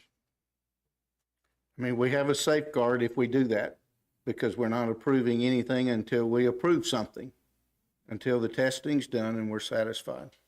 That would be at the developer's 30-day clock for another meeting and the developer's expense to cover the cost of that testing. I mean, I think that's what we were hoping for today, So we're right? not losing any safeguard going down that path. And if we Just need to can't get it done, just need to get it done. if we can't get, because this is, I mean, all this time we spent last month, all this time we're spending, and, we don't do this every day for a living. Some are a little more, spend a little more time around it than others, but for us to sit up here and to be a jury about what's being said and the compaction test, it's something we don't need to be doing. So I think it's time to get this on the road. If they want 30 days and they're going to pay for it and it's at their expense, then we take 30 days. And if we're not comfortable in 30 days, then Blocked out, yeah. I think we're done with these long meetings about something we can't. Put that in a motion, sir. I think we just want good clarification from the planning commission on if they get the sub base in and the sub base is good, are we okay? Is everyone comfortable with them moving forward, reusing the base material that's existing on site and putting it down per their existing plans? I would be if it is tested and if it passes the test, going back to Philip's comment about if it's built correctly to our old specs, we've had very good success. And so it's going to rely back on the tester again. If during this 25-day period when the third-party inspector goes out there and says, look, I just can't give you my opinion unless all this base material is removed. At that point, it doesn't make sense to go back with that same material, and we would handle that at the next planning commission meeting when we took action and put a condition upon what that next go back goes with. That's my thought. Okay. And I'm okay with that. And I think the testing that happens over the next 30 days is at your third party's discretion as much as they feel like they need to test to give us a solid answer. I think that's worth it for everybody. That's a fair way to do it. Just to make sure I understand, if we get through sub-base testing, you guys are also then wanting base testing in advance of the next. So then we would have to have the stop work order lifted to be able to work within the roadways. Yeah, and that's what I would understand. And if your base material goes in and it does not test satisfactory, you're going to be tearing it out. And so it might behoove you to go back to the new specifications and just plan on doing that and save that one more reworking and one more step to bring it up to standards. But we'll both know more, I think, when the testing occurs. And then I think the action here tonight is to defer it till next planning commission meeting and hope that everybody's satisfied before then, so we consider an extension which started this whole issue. So just to make sure we're clear, I guess, because I hadn't thought that through. The two options are, one, to test the sub-base now, have that for the next meeting. If you're satisfied with that, you give the extension, which would carry with it the condition that the base also test out to your satisfaction to proceed to the final plat. The alternative, which is what Drew outlined, would be you test really quick and hope you can get the testing on the sub-base done in time to then rework the base and have that tested before the 21st. So I guess that's where we're trying to get clarification. Are y'all comfortable if the sub-base test out before the 21st, proceeding, knowing that the base will have to be tested later? Or do we need to try to break our necks to try to get the base ready to test by next week? That's the question. I don't know how long it would take to. I mean, both of those. I would defer that to staff, depending on how the testing goes. Obviously, if you come back next month and you've tested both, then Yeah, I don't want to. We can wrap this up. I thought we were on the same page last time where we needed sub-base testing. I just don't want to come back and not meet y'all's expectations. Understand we have to meet. well, if you come standards back across the next board. month and all you have is a sub-base, then I would think the response would be, okay, you're clear to move past that step. Yes, sir. And you can't pave until the base is fully satisfied by our third-party inspector. So timing would be up to you. If you get them both done, if you don't get it, but that's what I'm hearing our expectation is, and we're not gonna let this road, Agree, and as we said. I mean, I know I'm beating a horse here, but I'm beating a horse because It that gives us the ability to not rush. If time allows both, fine. If it doesn't, we'll kind of do it one step at a time and one step at a time well. Step one on the sub-base. Can we put Grant, on the spot? As the general contractor out there, I think he can be the very most knowledgeable person who can talk about the schedule of getting down to that sub base, getting that tested, and then once a sub base tests, how long is it going to take to get the base in and the two layers tested and ready for asphalt and then asphalt in? So typically what would happen everywhere else in the county is that we would have our subgrade tested, we would get our base in, and then we would proof roll the base with a loaded dump truck. Then we'd come back in and put curb, build our inlets, and then after that's done, we'd come in, get the road clipped out, laid back down. Then we would do our testing, our compaction testing on our base material at that point. So between getting the subgrade ready, there wouldn't be another test in other locations until we got ready to put we'd proof roll for the curb, and then we would do compaction testing on the roadway. And are you planning to do that as a whole site? Do So- all the curb on the whole site, then come back, do all the asphalt? So on the whole once we site? got the subgrade approved, we'd come in there and get the base ready for curb. We would need about 45 days from the time we started curb to finish all the concrete. There's, a bunch of S inlets that's got to be built, handicap ramps and stuff to that nature. So if we went out there and had the testing approved on the subgrade next week, I'd need 2 weeks to get the base ready for concrete, and 45 days from there, I could be through with the concrete and then be focusing on paving after that. So a month from now, you're gonna have results on subgrade. That's it. But you're not gonna have base results because they'll be proof rolling it in the middle of concrete. Yeah, but to me, that can always be accomplished. The base can always get accomplished. The base testing, I mean, it can get there. It's a matter of is it there when it tests? And if it's not, what do we need to do to get it there? But we know we can get the base to test properly. To me, the big underlying question is the sub-base. And if we get past this, they need to know if they can move forward with, we don't need you to do it out of order. We're not asking for that. That creates bigger problems. We know at some point with some methodology, the top base will test out with enough compaction and the right material. If it doesn't, they pull it out, they put another product in, they roll it, and they test it. So we know we can get past that. To me, the big question is everybody getting satisfied with sub-base, subgrade, so we can feel comfortable moving forward on that. Is that fair? I think we need to put that in a motion, sir. Somebody put it in a motion. I'm sorry, one question. All the other conditions, so we'll address all the other conditions in the next meeting. May I make one request of the applicant? So, just as for everybody to know, the October meeting will be October 21st, which is not the standard date for Planning Commission. So it'll be October 21st, 4 o'clock here in the council chambers. Would the applicant be okay footing the bill for a new mail out? First class mail only, no certified. So that's everybody within 100 feet. So I don't know how many that is, but like I think it's fair to the public to make sure they're notified correctly again, since it's a non-standard date. So, okay. Mr. Chairman, I'll make a motion that we hold this over until the October 21st Planning Commission meeting. Okay, Second. got a motion and a second. All in favor, say aye. Aye. All not approved? Okay, motion carried. Okay, gentlemen. I'm not sure I fully understand. Does our Hey.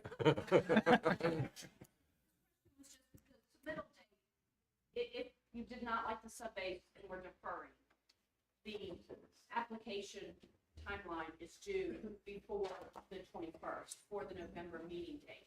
So is the planning commission, is it acceptable to waive that submittal package? Do we need to charge forward with the submittal dates for preliminary plat submittal? Because we're gonna miss that by waiting for the table. So that procedurally, we need to understand what the expectation is.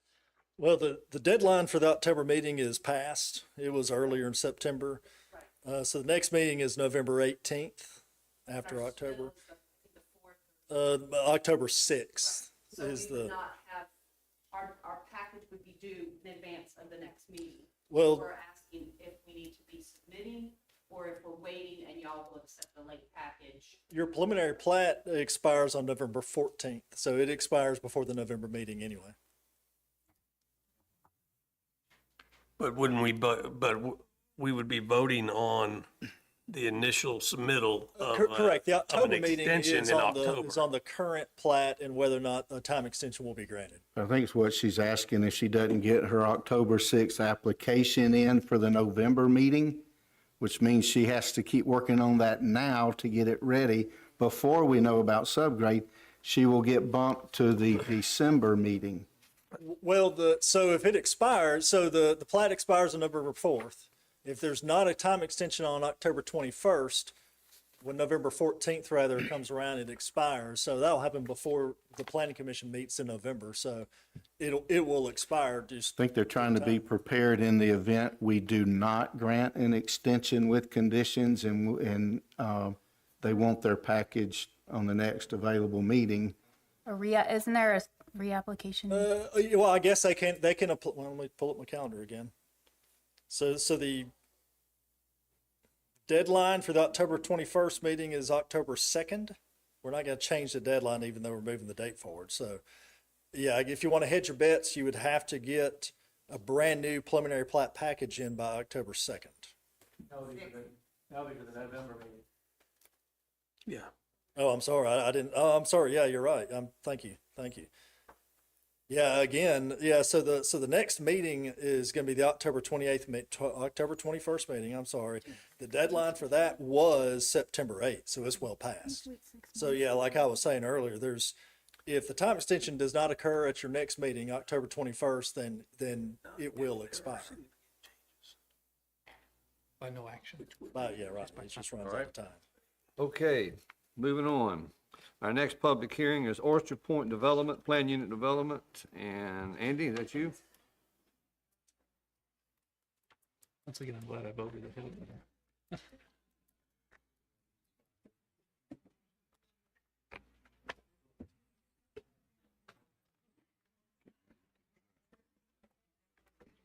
I'll give the crowd a moment to leave the chambers.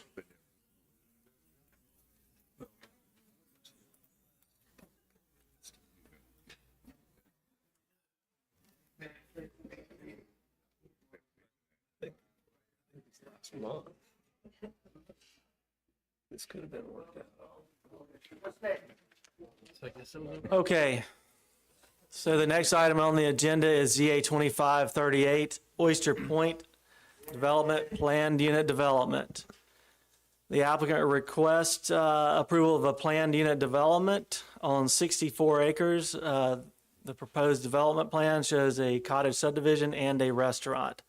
The project is located on the south side of Waterway West Boulevard, approximately 2 miles west of State Highway 59. A few location maps on the screen.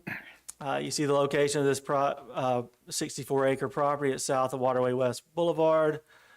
Again, it's about 2 miles west of the intersection of State Highway 59.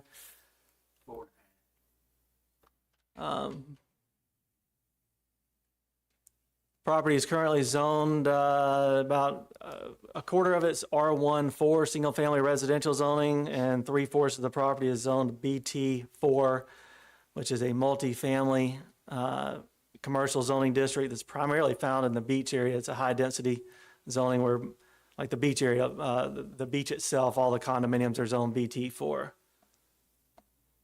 We did advertise this in accordance with the zoning ordinance. We have not received any correspondence from the surrounding property owners as of the meeting today. Hopefully some of them received it and are here in the council chambers. Background, back in 2005, the city council approved the Point PUD on this property. The Point PUD consisted of 6 condominium buildings, 170 slip marina, yacht club, dry storage, and amenities. The maximum building height was 20 stories. And at that point in time, the city council approved 1,308 units on this property. The conditional zoning capped the property at 30 dwelling units per acre. Typically, BT4 allows 42 units per acre.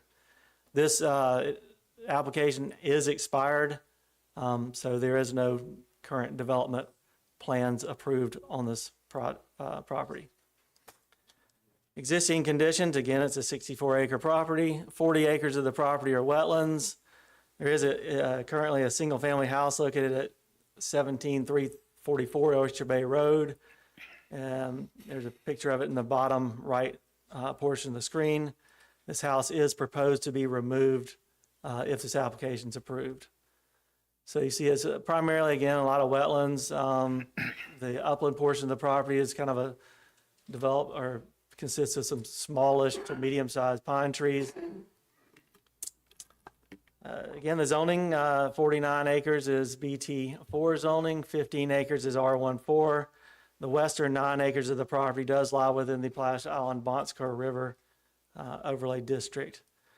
It's worth noting that if this project is approved, it will significantly reduce the allowed the intensity and density of development allowed by the underlying zoning. Currently, you could build probably around 1,400 units on the property. Those could be within, 15-story condominiums by right. The proposal is to develop the property with 69 cottage lots, single-family houses, and reduce the density or the building height to a maximum of 3 stories. Land use plan designates the property as medium density residential, 6 to 10 dwelling units per acre, and the majority of it is high density residential, 11 to 25 dwelling units per acre. The proposed development does, again, greatly reduce the intensity and density over what is envisioned by the land use plan. It's also designed to protect the environmentally sensitive areas on the property. It better conforms to the context of the surrounding single-family residential neighborhoods and open wetland space that's currently in existence in this area, as opposed to development of a large-scale multifamily condominium development on the property. And it also supports 3 of the 4 major development themes within the land use plan. So here's a proposed PUD. Again, it's 64 acres. Proposal is 69 lot single-family subdivision and 1 restaurant lot. The restaurant lot is to the far western side or far left-hand side of the screen. It's proposing just over 1 dwelling unit per acre. The buildings will all be capped at 3 habitable stories. Because a lot of this area is wetlands, 73% of the property will be preserved as common open space. And they have submitted a phasing plan as required by the PUD regulations. Phase 1 will be the residential subdivision. Phase 2 will be boat slips, boardwalk, and floating dock for the restaurant. And then phase 3 will be the restaurant. So some of the specifics of the design. Again, it's a 69 lot cottage subdivision. There's 3 different types of lots within this cottage subdivision. There are 18 lots that are called preserve lots. Those will have minimum lot sizes between 5,000 and a little more than, or about 7,500 square feet. Conserve lots. These lots, there'll be 30 conserve lots. Minimum lot sizes of 5,464 square feet to 10,000 square feet. And then you'll have your waterfront, bayfront lots. Those will be 21 lots. Minimum lot size will be between 13,000 and 50,000 square feet. Here are some of the concepts that were submitted by the applicant for the proposed house design. Again, it's a maximum of 3 stories. They're proposing a variety of housing styles, and all houses will be subject to a review by an architectural review committee that will be formed if this application is approved. It's worth noting a lot of the area of the cottage subdivision, surprisingly, a substantial portion of that is not in a flood zone, so the land is a little bit elevated, so they will be able to potentially build some of these houses on grade as opposed to on pilings. So the restaurant site is a little more than 5 acres. Restaurant will be a maximum of 3 habitable stories, approximately 4,400 square feet with 300 seats. It'll be accessed by a single driveway from Oyster Bay Road, and a minimum 30-foot buffer is provided between the site and the residential zoning and uses to the west. As you know, the PUD regulations encourage the flexibility in the design and development of the land to promote its most appropriate use. Oyster Point complies with the intent of the PUD regulations. Again, it provides a single-family residential cottage development on this property as opposed to either commercial or multifamily development. Preserves 99% of the wetlands on the property. The only wetlands that will be disturbed is for the access road to the cottage subdivision. And then again, with approval of this PUD, they seek a restaurant use to serve the surrounding neighborhood and city. City staff recommends that the underlying zoning, if this is approved, be changed from BT4 and R14 to BT1 North. Again, BT4 allows 20 stories of building height and 42 units per acre. BT1 North allows similar uses, but restricts densities to 21, I think it's 21 units per acre and only 6 stories of building height, which will be much more in keeping with their proposed development plan. Basically, we recommended that in case this application does not get built and it ever, the underlying zoning gets modified to go back to the underlying zoning, we'd like to get rid of that BT4 zoning in this location because it's obviously way too intense and dense. Some of the details of the proposed plan. The cottage subdivision will be accessed by a boulevard entrance. There's details of the boulevard entrance. It'll be within a 70 feet of right-of-way. It will be a public street, 2 18-feet streets, landscape median with planting strips and sidewalks on either side. It's worth noting that the fire code typically requires 2 entrances for more than 30 dwelling units on a subdivision, unless the houses are sprinkled. The applicant has agreed to sprinkle all the dwelling units within this development. The interior streets are proposed to be within 42 feet wide public rights-of-way. They'll have 20 feet of pavement, 5 feet planting strips, and 5 feet sidewalks. The applicant did submit a pedestrian and bicycle plan. Again, all the streets will have 5 feet sidewalks. There will be over 1,000 feet of 8 feet wide boardwalk that connects the single-family subdivision to the restaurant site. That boardwalk will include some areas for like viewing platforms. Potentially, it will include areas like they envision having golf carts out here if it gets approved and golf carts are allowed by the city council. So there would be some kind of areas where passing areas on the boardwalk so that it could accommodate two-way traffic, or at least passing areas for the golf carts. So Oyster Point is designed to safely accommodate numerous modes of transportation, biking, sidewalks, boating, and potentially golf carts in the future, as well as automobiles. Landscape and open space, again, the majority of this property is wetlands, so it will be preserved. 47 acres are open space, 45 of that is wetlands. They will have areas within the cottage subdivision, which will include some amenities, a clubhouse, pool, and pickleball courts. And then all common areas will be maintained by an HOA, which will be established in the future if this project is approved. A zoning ordinance allows waivers and modifications through the PUD process. The applicant has requested several waivers, a couple waivers to the zoning ordinance, or one waiver to the zoning ordinance, a couple of the subdivision regulations, and then some waivers to the wetland protection regulations. So cottage subdivisions are, the maximum building height in cottage subdivisions is capped at 2 habitable stories. The applicant seeks a maximum building height of 3 habitable stories. Subdivision regulation waivers. So there's a section of the subdivision regulations that requires when you're building a subdivision to connect the streets within the subdivision to any off-site streets, like so that we could provide connectivity, better connectivity through the community. In this instance, basically the only place that the cottage subdivision can be connected is to Waterway West Boulevard.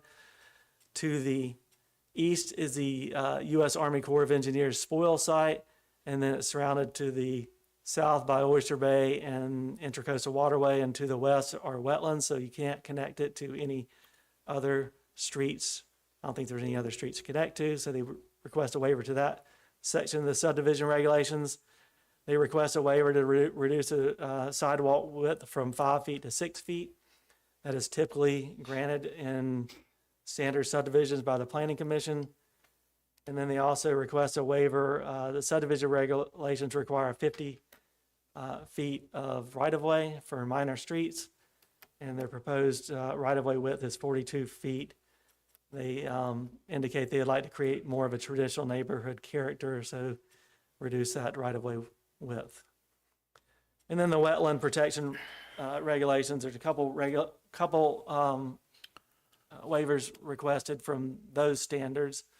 So the platting of wetlands on new single-family lots is not allowed unless authorized by the city. Typically, those wetland waivers go to the city council, but since this is a PUD, Planning Commission makes a recommendation to the city council makes a final approval. They've included this waiver in their PUD request. So the request to include the wetlands on the bayfront lots and conserved lots They do indicate that no structures will be built within the delineated wetlands or the required 30-foot wetland buffer. And then the second waiver is to allow some of the parking to encroach into the 30-foot wetland buffer for the restaurant site. Staff kind of asked them actually to do this, to shift the restaurant further to the east to create a larger buffer to the single-family uses and single-family zoning to the west. So they are asking for a few encroachments, or asking that their parking lot can encroach into that 30-foot wetland buffer on the east side in order to create a minimum 30-foot buffer on the west side that will, there's some native vegetation in that location. They'll preserve that. And again, that's a minimum buffer. All the details of that can be worked out if this is approved and at the time of site plan approval. On the diagram, the black dash line is the wetland buffer. So you can see a couple areas there, parking lot was within that wetland buffer. And then the green highlighted area on the left-hand side of the screen is the western 30-foot buffer that will be preserved in its natural vegetated state. So with that, staff recommends approval of the planning and development master plan with the following conditions. Approve the requested waivers from the zoning ordinance, subdivision regulations, and wetland protection regulations. Number 2, covenants and restrictions shall be submitted for review and approval at the time of preliminary plat application. 3, change the underlying zoning for the property from BT4 and R14 to BT1 North. 4, prior to final plat approval, the jurisdictional wetlands of the site shall be placed into a conservation easement. 5, at the time of preliminary subdivision plat and/or site plan approval, the applicant shall pay a fee in lieu for the construction of a 6 feet wide bike path and 6 feet wide sidewalk within the right-of-way of Waterway West Boulevard and Oyster Bay Road. That is a requirement of our bicycle and pedestrian master plan. 6, prior to construction of the piers, boardwalks, boat slips, approval from ADEM and the U.S. Army Corps of Engineers shall be provided. 7, a minimum 30-foot buffer shall be provided between the restaurant property and the single-family zoning to the west. The buffer shall preserve the existing trees and natural areas along the western property line. 8, at the time of site plan or preliminary subdivision plat approval, left turn lanes will be required on Waterway West Boulevard and Oyster Bay Road into the subdivision and restaurant sites. 9, the master plan shall be updated to indicate all the conserved lots with a 10-foot rear setback. The wetland buffer shall not be included as part of the lots. 10, no structures are allowed within the wetlands or the 30-foot wetland buffer that are platted as part of the individual lots. And then 11, the development shall comply with all aspects of the fire code at the time of site plan and or preliminary subdivision plat. Be happy to answer any questions. Andy, can you explain to me why we're changing the zoning from BT4 to BT1, please? Sure. So again, the BT4 allows condominium buildings, or basically maximum building height of 20 stories and a maximum of 42 units per acre. BT1 North zoning only allows, I believe it's 21 units per acre and a maximum building height of 6 habitable stories. This is similar to what was when let's see, what's the name of that property to the east side, the PUD Water Dance. Is it Water Dance? Waterways. No, I'm sorry. It's on the east side of 59 along the waterways over on that side of town. Oh, the Summer Dance? Summer Dance, yeah, I get confused. Water Dance, Summer Dance. Summer Dance, whenever the city council or planning commission and city council approved that PUD approximately 5 years ago, we changed the underlying zoning over there also to BT1 North. So we're trying to make it kind of consistent in those aspects. But the main reason is to reduce building height and densities that are allowed on this property. Okay, thank you, sir. Yeah, and along those lines, that's true on the BT4, but not the R14, and we would be adding intensity to that R14 by having that rezoned with that PUD. Is there a way to separate the current R14? Because that's Yes, a, you that's can a approve, significant you increase. could keep the R14 zoning and just approve a restaurant site there use. I mean, it's usually the underlying. So basically it says that the underlying zoning within a PUD shall determine the uses of the property unless modified through the PUD. So you could modify it. It'd just be a little odd having an underlying zoning of R14 in a PUD in a restaurant use. So even though you have the master plan rules, so you can't change the master plan without coming back for approval through the planning commission. Something we can think about, and maybe it's If the Yeah. restaurant, if the restaurant doesn't get built and they want to build something else on that newly zoned, would they still have to come back for? They'd still have to come approval? back, yes, So sir. we wouldn't yes, sir. be in that spot. Yeah, I just wouldn't want to increase the density on the R14, and not just the density, but the intensity in that area there to allow for 6 stories and 21 And maybe units. maybe there's a better, maybe like a neighborhood business zoning is more appropriate there.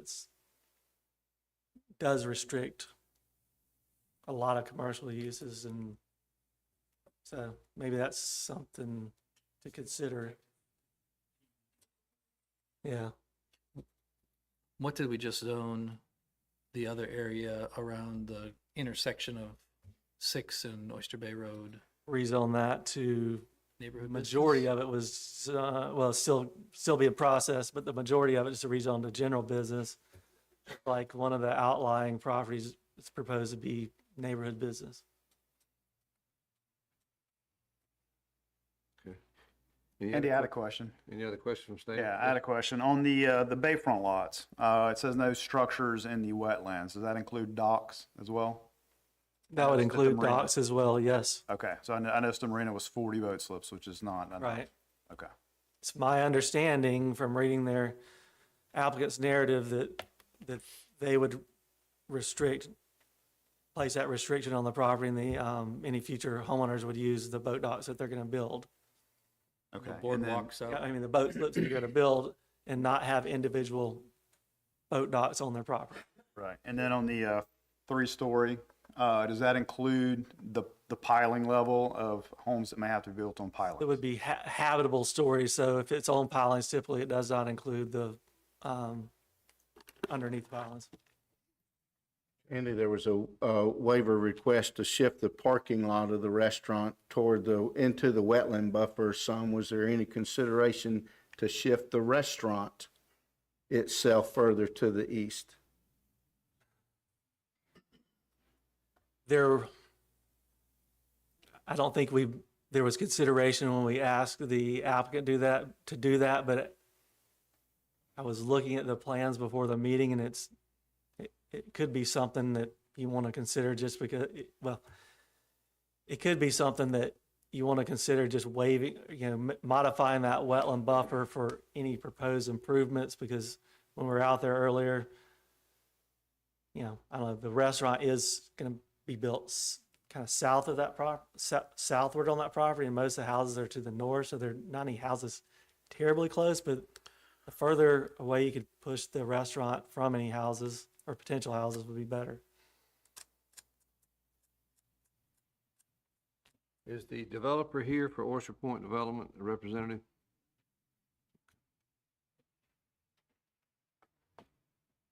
Your name's? My name is Mike Dover. I'm the owner's rep. Okay, is there anything you'd like to mention about this project you'd like us to know about, or? Yeah, I think that we've, David's got some slides that we sent over. There's a couple of things that we definitely need to talk about on it. Yeah, please talk in the microphone. Okay, yes, sir. Andy, I guess, could you pull up those slides? Yeah, Terrence has got it. Okay. So a couple of things on this. We've had the traffic studies done on this. It's not requiring any turn lanes. Up to 500 seats on the restaurant. We're proposing 300, so I'm 40% below that threshold. And also on the 69 units, our traffic studies aren't showing any of that. So we've looked at it a couple of different ways. He's looked at the traffic coming from both ways. He's also looked at the traffic coming from one direction also, and it's still not required. There is no other turn lanes on that road around there. Even the big marina doesn't have them, which they're, a lot more active than what we're going to be, right? The other thing that's kind of for us is the bike path, the in lieu of construction for the bike path and the sidewalks. We've got 5,000 feet of frontage. I'm taking my density from 1,500 units to 69 units. It's in wetlands. It could be a $5 million problem for me to build a boardwalk along that road to nowhere. It's a project killer, right? So for us to support those things, we would have to build a 1,500 unit project to be able to support the cost of those infrastructure. So what else was there, David? Yeah, let's go through. So I'm David Deal with SE Civil Engineering. You see on the screen there, this property is kind of unique in that there's, 64 acres being developed, but we have 4,870 feet, let's say 4,900 feet of roadway frontage. Can we go to the next slide?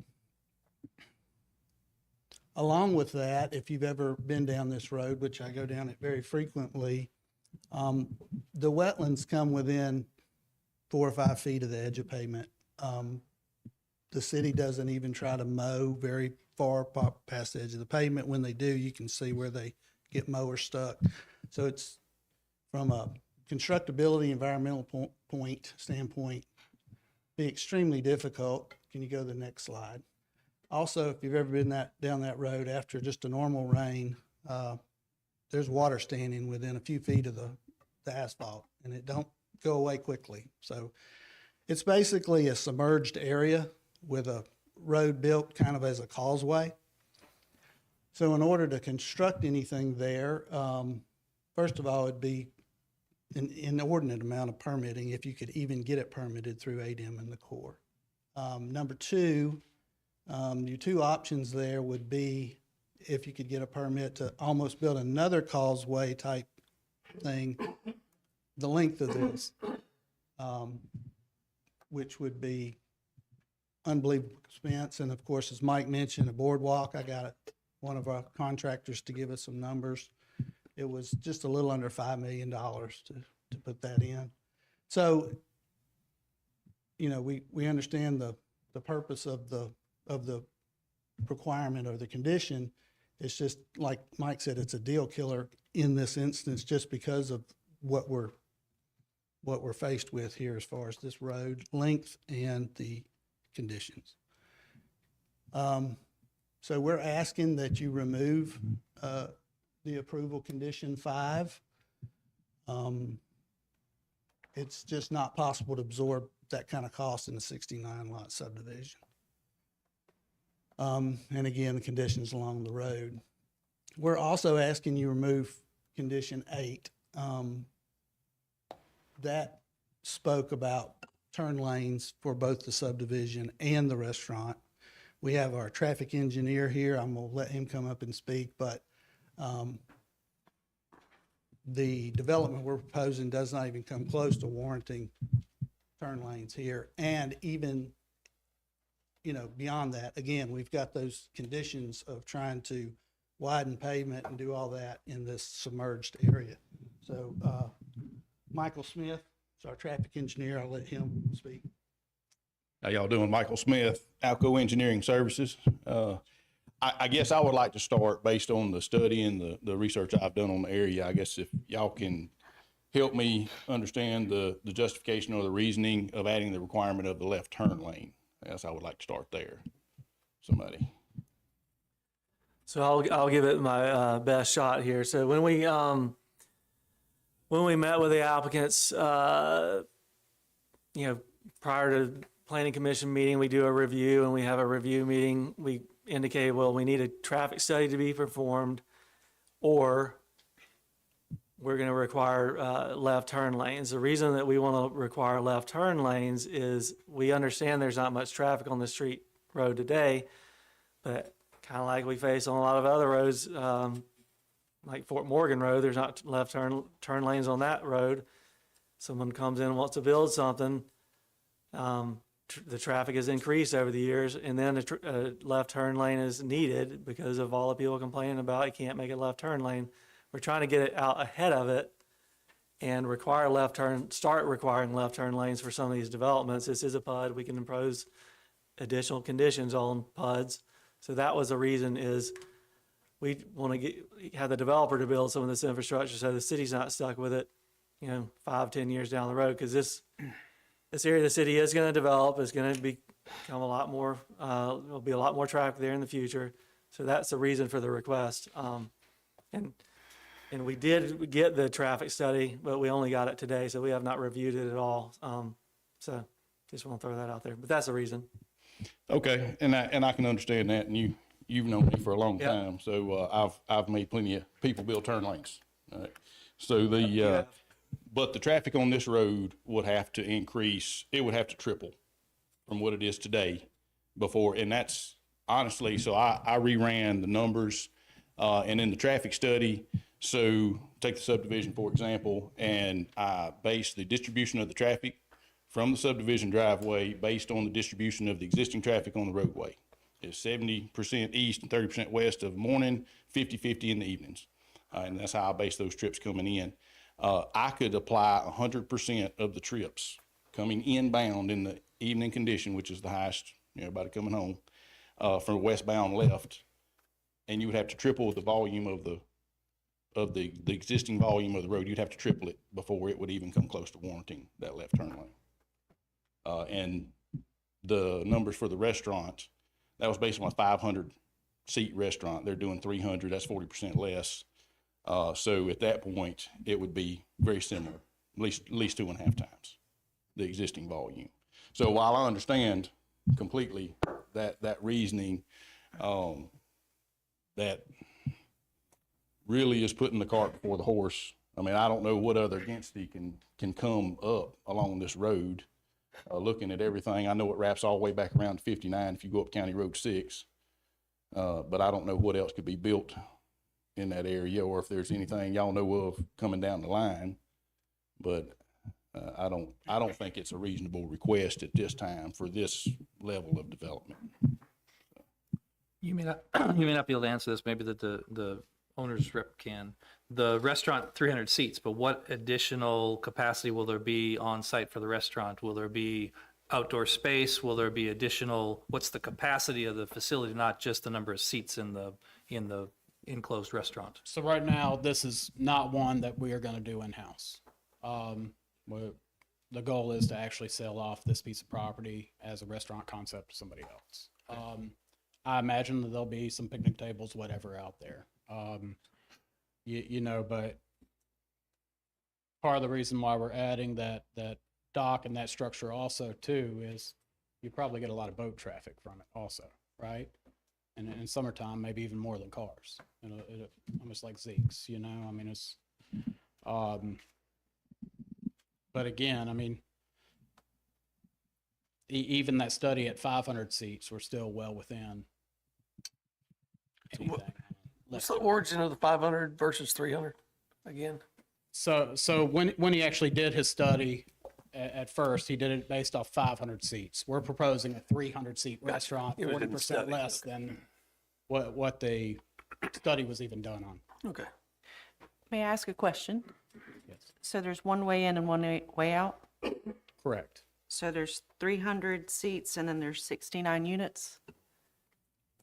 So 69 units is the development for the restaurant, or for the neighborhood. It's 300 seats for the restaurant. They're separated by wetlands. Gotcha. So the only access from the neighborhood to the restaurant is that actual boardwalk that we're going to build, or you're on the street. Gotcha. Okay, thank you. And the access to the restaurant is from the street or the water. Correct. And if this helps, city staff would be willing to basically remove a couple conditions, the condition about the required left turn lanes and the sidewalk. And just, both of those will be required at preliminary plat approval as well as site plan, which could be year, 2, 3 years down the road. It'll give us time to analyze this a little bit more in depth, as well as, I mean, we haven't even looked at the traffic study, so those, we basically included those in our recommendation now to give them a heads up, that these things are typically required, so they can be thinking about them. We also, during our plans review meeting, we listened to them, and we understand it's 5,000 feet of sidewalk and bike lane. We're willing to explore options on that. I mean, but we hadn't seen any options yet. So Well, we do understand. Particularly from the We also understand that it's going through a ton of wetlands, and it's going to be probably impossible or very difficult to build a sidewalk and a bike lane through that part of this area. But we don't want you guys to waive all of these requirements. We'd like to work with them and you know. So one of the things on this site, directly to the east of this site, is owned by the federal government, right? It'll never be developed. Directly on the north side of this site, y'all actually own, right? And then it's the county, which is the north, a little bit more to the east. So a lot of this area will never be developed. I'm literally building sidewalks to nowhere. So I don't know how we accomplish that. I don't know how we accomplish it in wetlands, and I don't know how we accomplish it at this density and intensity, because I can't pass the cost along. You know, I'd have to build the 1,500 units to be able to support any of this. Mike, I don't think you're listening to me. We're willing to work with you on exactly what will be built, won't be built, what type of fee will be paid in lieu at a future date. It's just hard for me Because to we understand agree with an understand open that you, checkbook, you know? I don't I think think it's hard in to build That reality- agreement. So, I mean, it's unique property with 5,000 feet of frontage for 60-something homes. I And mean, you know, I'm giving a bunch of it away. right? And Into a normally, conservative easement. if we take a payment in lieu of on a sidewalk, Yeah. it's usually based on a sidewalk in uplands that can be built for that normal range. I think we've got a great opportunity to do something nice here and to bring the zoning and density way down, Yeah. which we've been concerned about the threats on some of this BT14 or BT4, whatever it is, property. Here's a great opportunity. And so any way that we can apply scaled conditions, I think we should seriously consider that to help get this piece of property developed in a manner where we don't have 1,300 or 1,400 units or 800 units or 200 units, but it's not feasible to build sidewalks in the wetlands and to pay a fee of what that would cost. And you're right, it's probably not going to, but we do have you are proposing a connection from the restaurant site into the neighborhood. Is that what I'm seeing? The boardwalk goes into the neighborhood? 8-foot wide.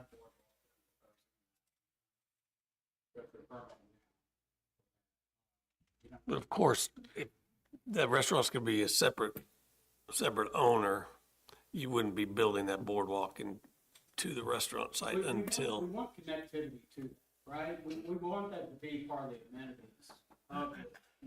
You know, we want that, you know, that's what we're trying to develop is a thing where, you know, you have access to things and you don't necessarily have to leave the house or go very far, right? You don't have to hop in a car.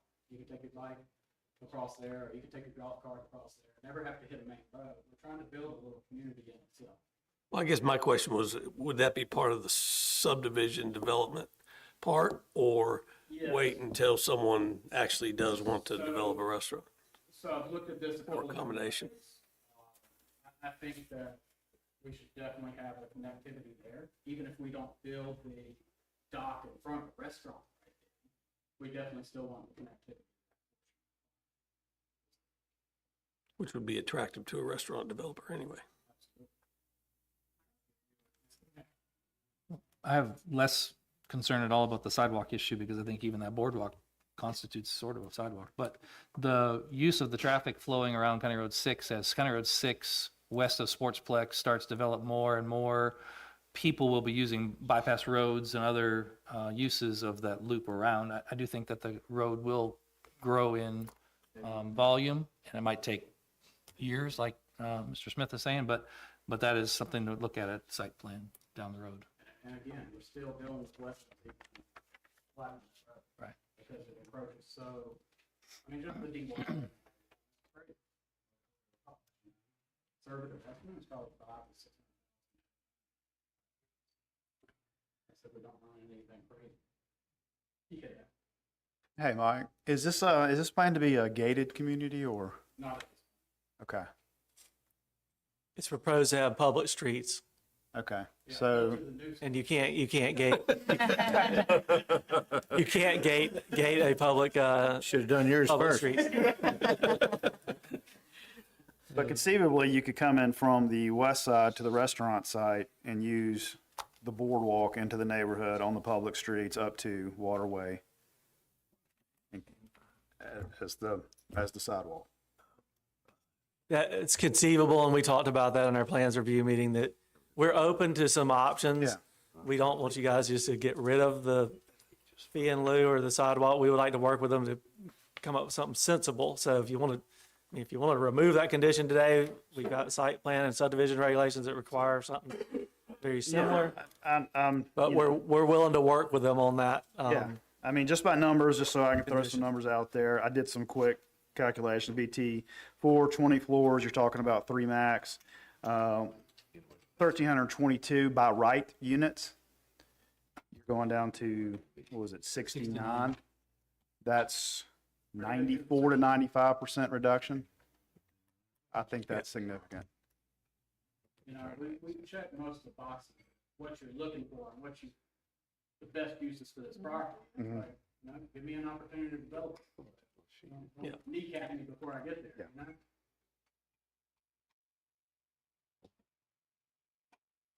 You guys had one other, Terrence, you bring that one other, So we're also asking, one of the conditions was that the buffer area behind the conserve lots. The buffer area behind the conserve lots to be excluded from the platted lots. So understand this is a PUD, but normally in subdivision regulations, you do allow that to be platted as part of the lots. What we're asking, and we understand that staff's, I talked to Andy about this. He's concerned about what will actually happen to that buffer area in the future. So we're proposing that condition be modified to include a 5-foot buffer in addition to the wetland buffer, and a note will be placed on the plat, and also verbiage in the restrictive covenants that you cannot build any structures or cleared in that area.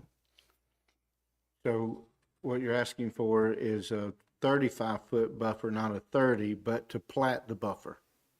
Yes, sir. but that 5 feet is basically a rear building It's the setback. rear building setback. So That's probably any- what I should say. is any you house have a would be built- 30-foot buffer, and then you'll have a 5-foot setback. 5 feet from the buffer. That would so that condition would satisfy staff's concerns. So even though our wetland regulations allow the platting of a buffer, the buffer is supposed to be maintained in a natural state. So a lot of times if you plat the natural wooded state on someone's individual lot, they're obviously going to go use it and cut it and put all kind of stuff back there. That's what we don't want them to do. So if they include stuff in their covenants and restrictions that you cannot build, cannot cut, the natural wetland buffer, we will be satisfied with that.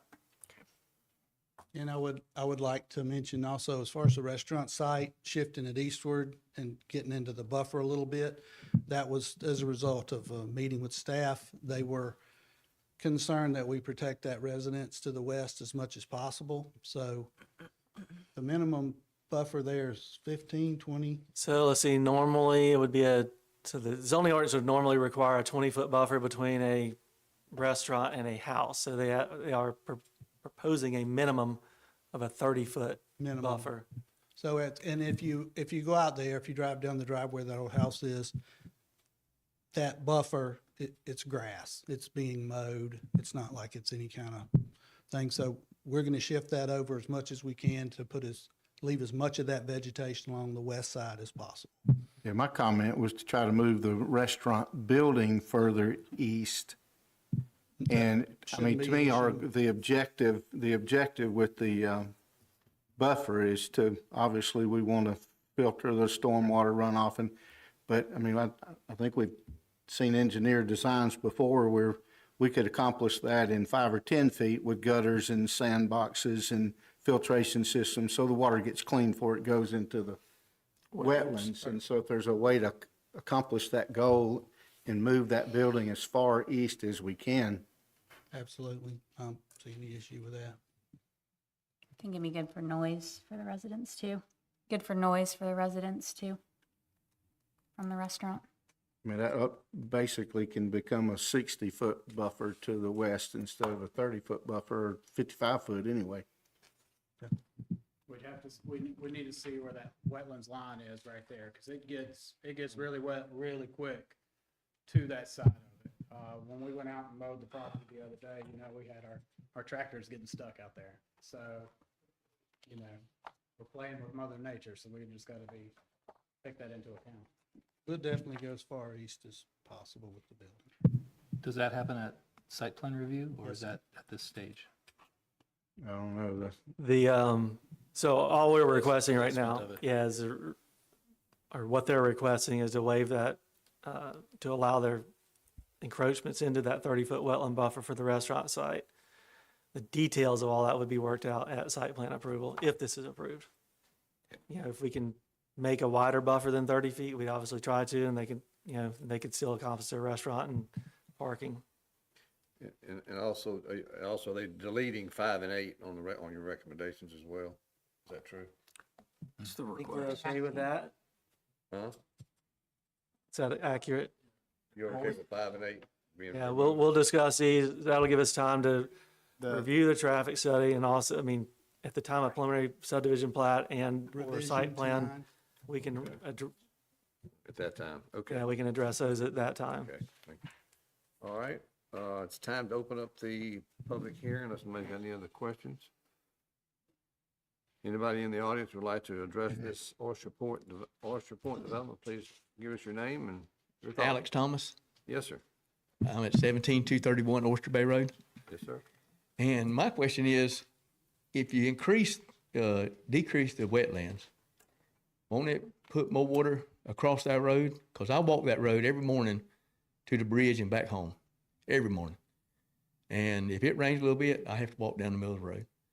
And if you decrease it'll flood that road more, won't it? There is no decrease in any wetlands. They're not. I mean, you're talking about pushing the restaurant east. So the city's regulations require a 30-foot buffer around wetlands. They're just asking to encroach into the buffer, not touch any wetlands. So it's an upland Because buffer. and what I'm saying is, at the beginning, the city was going to put culverts in, 24-foot culverts, to build that road up where it wouldn't flood no more. And that was and now, I guess that's by the wayside. I don't know what happened to that, because I said, well, shoot, you'd be better off just doing a bridge where the water could go and come. It'd filter anyway, like you're saying. You said it's supposed to filter going into the wetlands, right? So that's what I'm trying to figure out. Would that make it worse? Because when any time the city does something like that, it builds up in the back by where y'all own, or the city owns, and it floods into the back of my place. And that's why I was trying to figure out the building's gonna happen. I know that, but I can tell, what's going on down there. But flooding. Something's got to open up. Do we have Waterway West plans? Aren't there plans? So in terms of the culvert, The city still has plans to put a culvert in the location you're talking about. I don't know the exact timeline. I know it's been delayed several times by, It's been a long time because but I know that he had the city mentioned is it, still working on and those plans. now he's talking about putting a $5 million boardwalk. Well, that, you bring it out from the subdivision and bring it around, it's got to be built up anyway. Somebody's gonna have to endure the cost. So this application, Because it floods. I mean, it don't matter. Right there where you're talking about, that whole thing floods. this application will only impact 1/3 of an acre of wetlands for their entry road. All the other wetlands will be preserved. And then at the time of preliminary subdivision plat and site plan, if this is approved, they'll have to come back with engineered stormwater plans to address what you're talking about. We're not at that level of detail at this time. They're just seeking approval of a another master thing, you was plan. talking about traffic, the left-hand turn lane or whatever. When the Sportsplex turns out, we can't get out of our driveway. Coming off 6. I mean, it's slammed back to back. So I don't know when he done his study, but you stand out there when there's something going on, and it'll quadruple the traffic. And I live there. Like I said, I walk it every morning. I get cussed out because I'm walking down the side of the road. But anyway, that's my input. I just, I hate it floods there, and like I said, it's gonna grow regardless. Thank you for your time. Thank you. Yes, yes, sir. Comment, sir. Yes, sir. Yes, my name is Eric Montgomery. Address 17284 Oyster Bay Road. And I live basically two units over from where you're intending or proposing to build this restaurant. And so if you look at a map,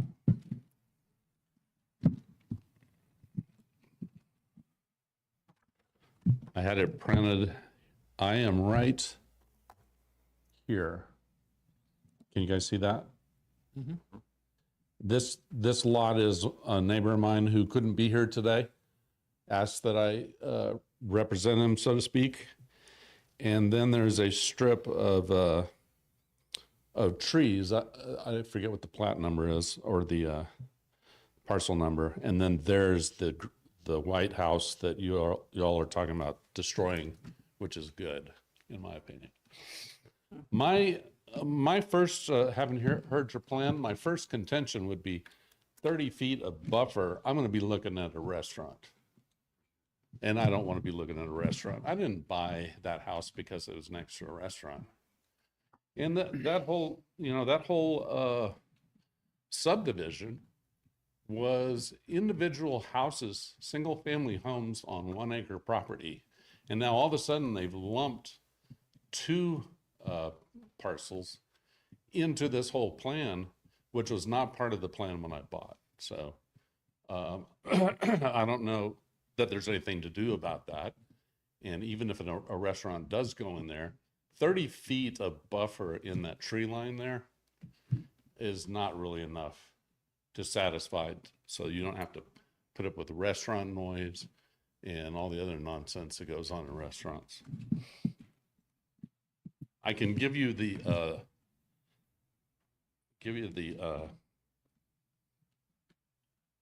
property numbers if you want. It's basically 24664, 44621, and then I'm 2 over from there, 2 over west.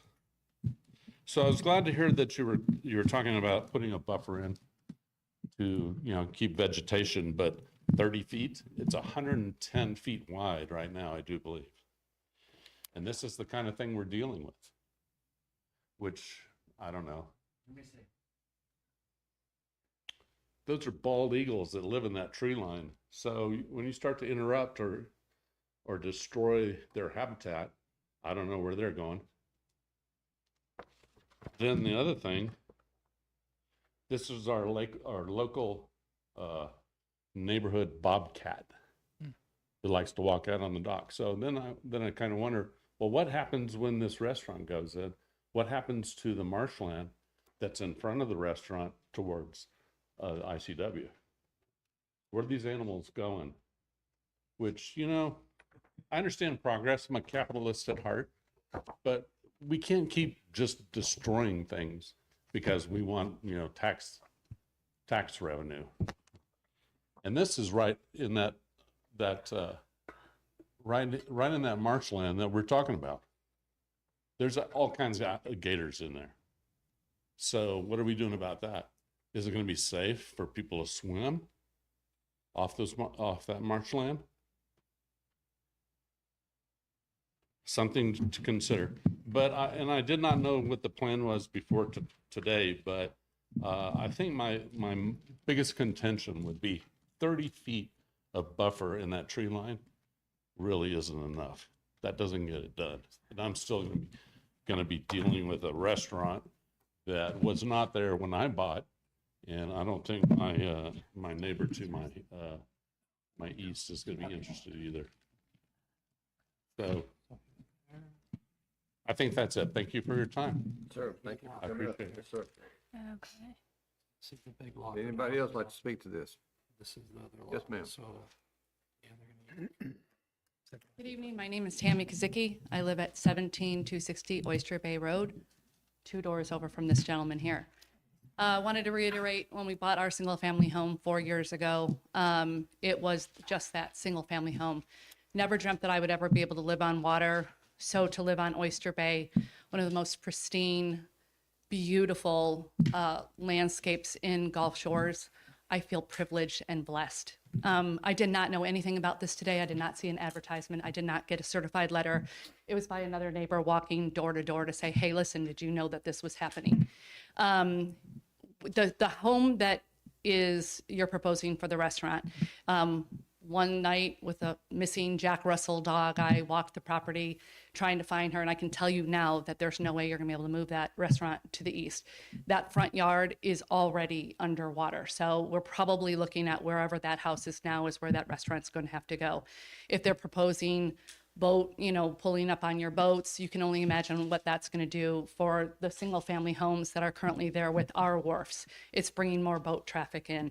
Again, we can talk about the waterway. Our road is the greatest Six Flags roller coaster ride you're ever going to have for free.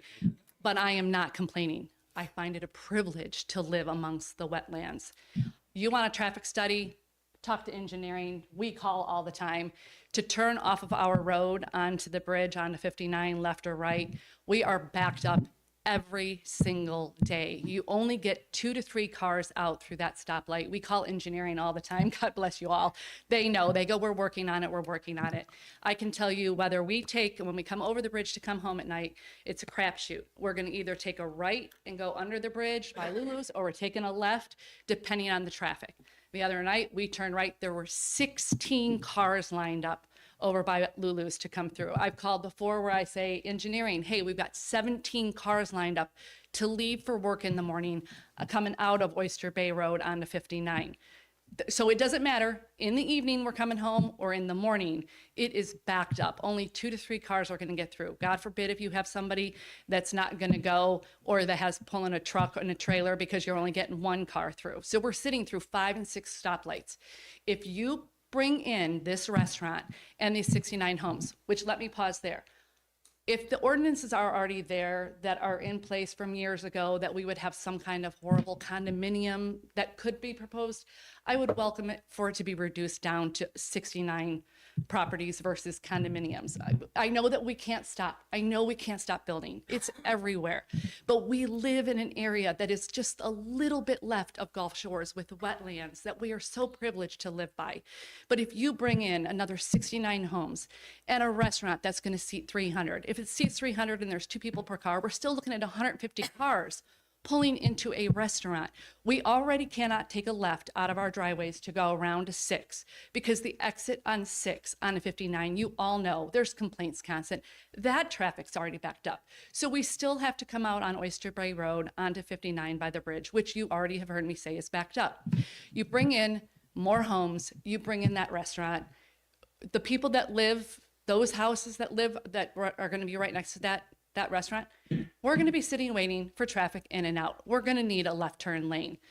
We already know that road floods, and I'm still not complaining because I still feel it a privilege to live in the wetlands. We can kayak. We have, subdivision parties like bring out the kayaks because Oyster Bay is underwater. It's not just those pictures you saw where there's water standing on the sides of the road. It is over the road. 2 weeks ago when it rained, it was covering the road for 3 days straight. You could not walk. You were going Plash Island instead. So while I know that you guys are here to support all of the things that we have to develop through the city of Gulf Shores, but we also ask that you listen to the homeowners that find it a privilege to live out in that beautiful sanctuary where, yes, we watch the bald eagles every morning. It is absolutely pristine. So I ask you, save some of Gulf Shores, save some of it to be what it used to be, the wetlands, the topography that it is, the sanctuary for the birds and the bobcats, and protect our homes that we live there. Not putting a restaurant there. It's not zoned a restaurant. It's single family living. And you're going to literally stick a restaurant next to his house, to Dave and Gigi, and then me, and all of that traffic that you're going to bring on that road. I just ask you to pause and just think. We know you can't stop development, but we ask you to save some of it. Save some of Gulf Shores for what it used to be. Thank you. Thank you, ma'am. Yes, sir. Yes, sir, that's for sure. Okay, is anybody else? Okay, Mayor will close the public hearing, and I will entertain a motion from our staff up here. So I have a question though first. I'm sorry, go ahead. The restaurant being part of the PUD, it does require a rezoning of a residential zoned piece of property. Is the developer set on putting a restaurant on that parcel? Again, what we're doing is we're giving up 1,500 units, right? So it's it's a thing of, we've brought this density so far down on this and figured out a way that we can develop it and make sense where we impact you guys the least amount as possible. We're not building 3 high-rises, which we can do by right. Although the infrastructure on that road probably won't support 3 tall high rises. I understand. If we were building those at that point, conceptually we you would could put build in that, but maybe turn not. lanes and everything else Yeah, needed to support that, right? But it's a different development at that point, right? That's hundreds of millions of dollars. I can support putting $5-10 million to an infrastructure and making it work. On this scale, I cannot, right? So if we want to keep this to a small scale, light impact, then these are the things that I need removed so I can accomplish that. Or else it just doesn't pencil out, right? It's just bottom line, it doesn't pencil out. Okay. Thank you, sir. Appreciate it. Yes, sir. One more. Yes, sir. Is it Legendary Marine planning to build a restaurant on that road also? I believe so. Yeah. Legendary. Yeah. More traffic.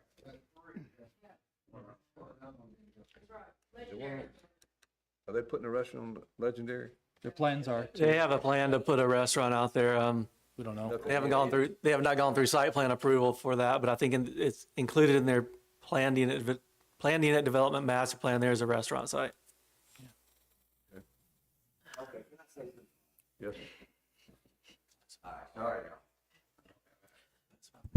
Okay, listen. When we have a north wind and a high tide, the majority of that property's underwater. I got all the pictures. Y'all know I got the pictures. And if there's anything any worse than that, the water's up to the road. So there's no point in putting a restaurant there because there will be no parking. People are going to be stuck. And it's just impossible. And how much money does any one man really need to destroy our lives?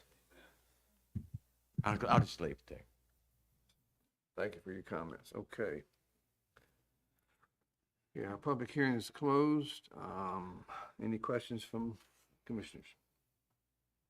If not, I will entertain a motion. You're ready to make one.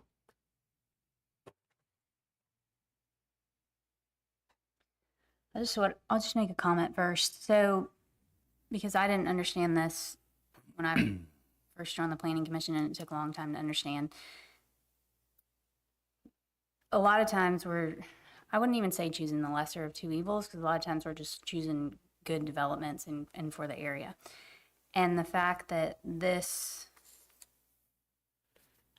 proposal is reducing the density by right, because a lot of times we just have our hands tied, otherwise the city gets sued and that's taxpayer dollars.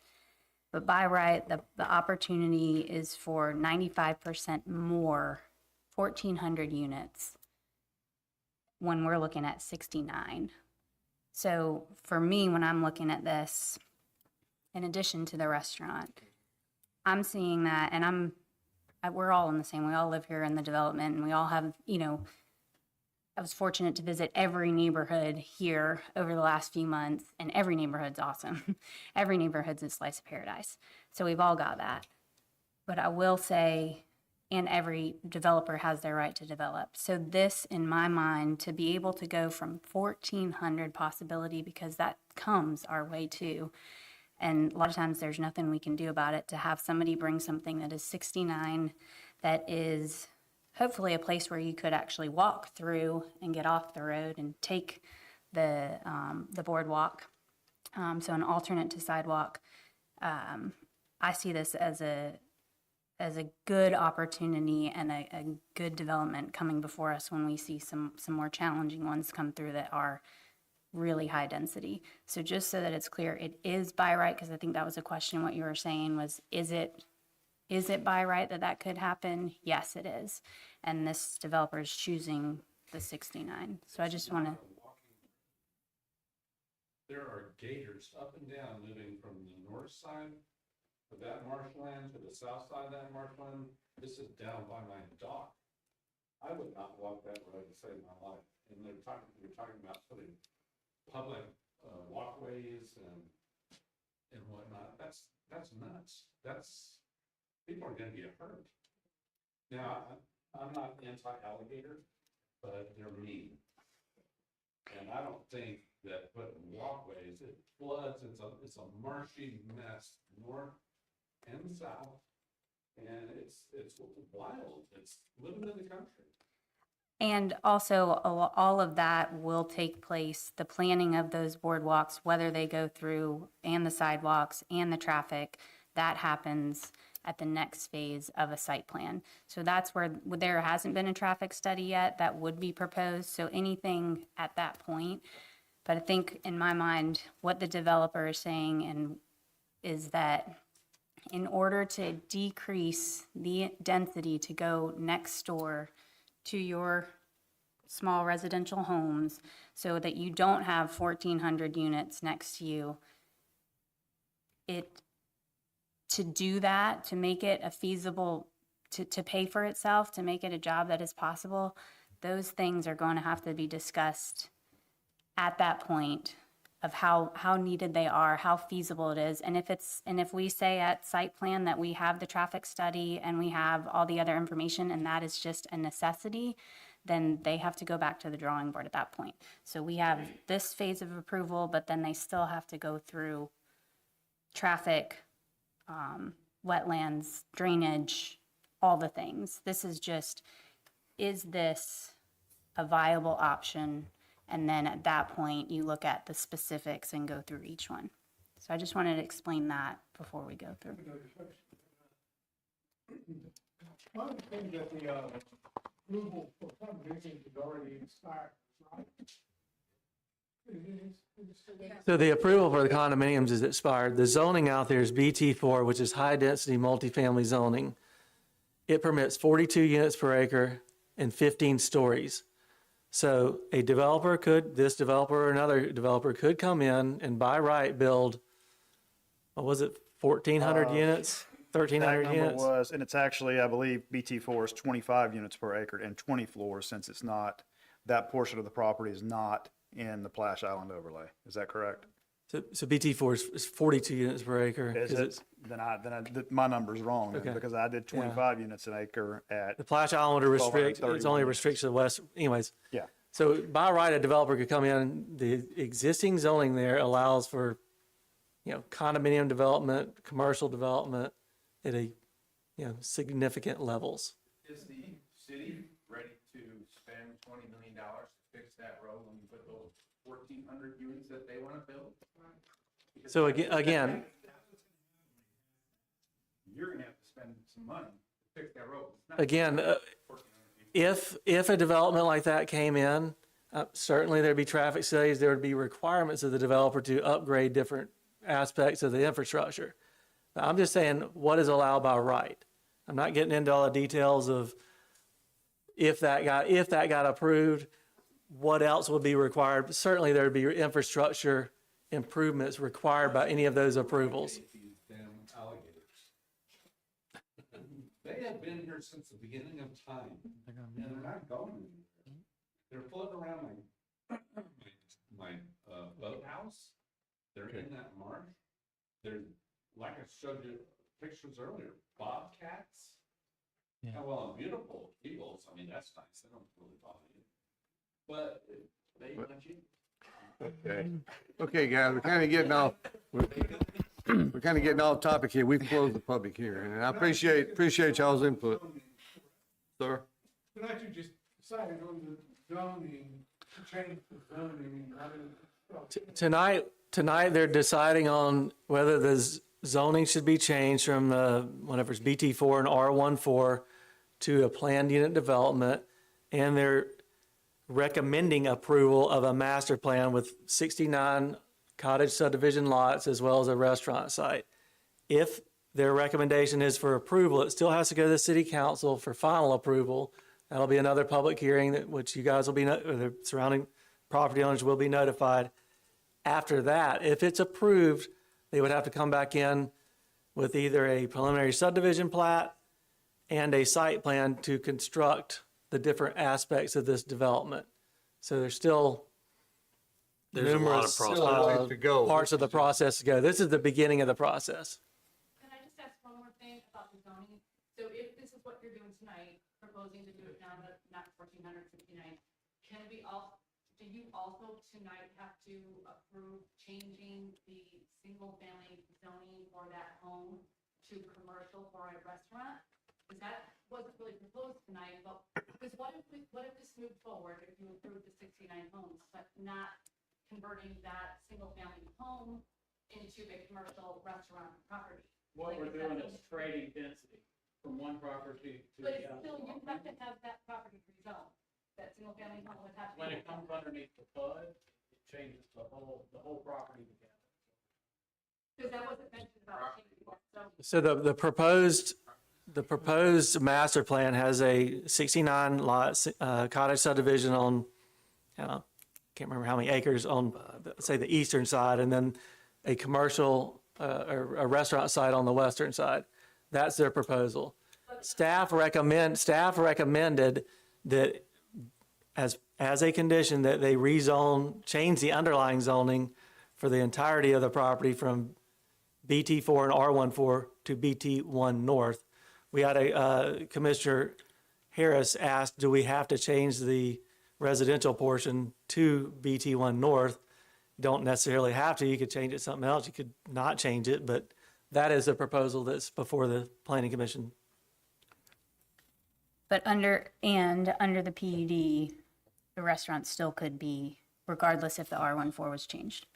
That's correct. You could modify the R14 zoning with the PUD master plan to allow a restaurant use on that property without changing the underlying zoning. Inside the PUD. Okay. Within the PUD, yes.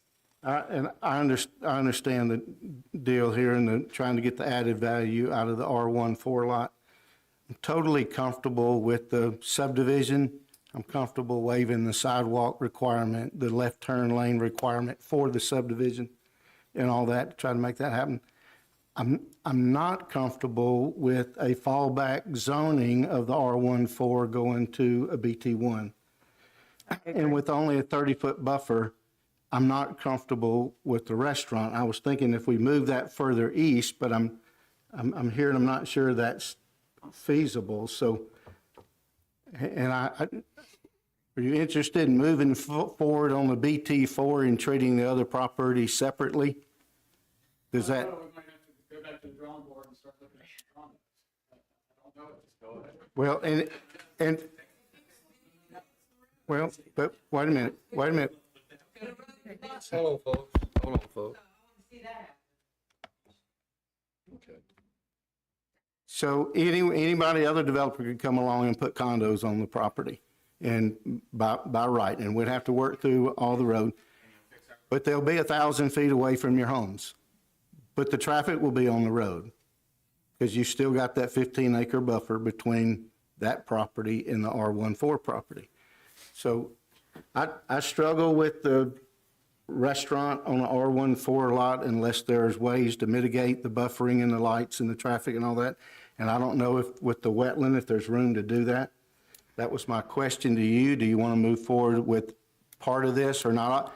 I mean, I'm just one person, so I don't know how everybody else, but at the next level, at some level, I've got to have more to get comfortable with the restaurant next to the house. And I'm not sure that we've got that information tonight. At the end of the day, right, we live here, we want to be good neighbors, we want to do the right things, right? You know, I understand their concerns, right? But again, I thought that this was a really good use for this property. I thought this was an awesome trade-off for what could have been, you know, and I'm really looking for,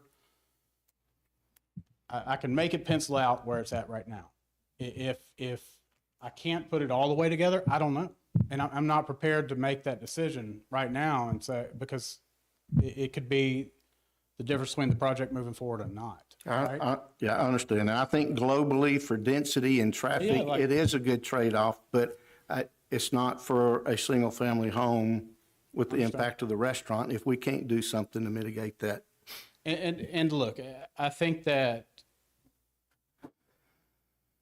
there's definitely things that we can do along there as far as cut off lighting at 13 feet for the poles, right? We can look at how sound carries. We can look at all these things that we already look at when we go in and we develop these restaurants, and we try to be good neighbors, you know, at the end of the day.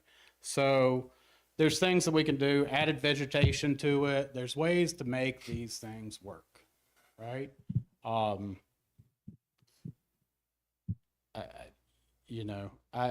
I honestly expected that I was coming in here and giving you a gift at this point. Like, hey, I'm going to take it from 1,500 units to 69 units. Kind of, let's go. This should be great for the neighborhood. This should be great for everything. I really thought that, that this was a very viable, a very, good approach to this property. So, like I said, we'll. As far as the restaurant goes, there's a natural buffer on that west side between the where you were showing of the eagles and all that. Yeah, which 110 feet. So my question is it possible? It looks like the parking goes into that, not the restaurant. Not the restaurant. So would it be possible, and again, this might be a site plan, but would it be possible to keep that buffer more intact? So we're not touching any of that natural vegetation along that. That was part of the things that we've worked out with staff, right? So any of those trees and everything that's there, we're going to leave that alone. So that If anything, we're going to add to it, right? Like, Didn't you all pick 30 feet though? So our condition is a minimum of 30 feet be preserved along that western property line and save the natural vegetation there. There's not 110 feet. There's I think a vacant lot between their western property line and where the houses begin. That's zoned R14, which someone could build a single family house there. And you're proposing to leave that individual lot vegetated as is, that's the buffer away from the larger parcel that would have the restaurant and that would bleed into the wetlands. I would have to look at the. I don't, so they don't own the 100-foot lot, is my understanding. Yeah, they do. Oyster Bay Point LLC owns the lot, and then they own the big parcel that Betty White's house, sorry, the previous homeowner, that leads all the way to the parcel that has the 69 homes. So there's 3 parcels that are part of that. I would have to look. Can we get that site plan on the Yeah, go screen? back to Because the- maybe we're Terrence, not all put on that the on there. same page here. Yeah.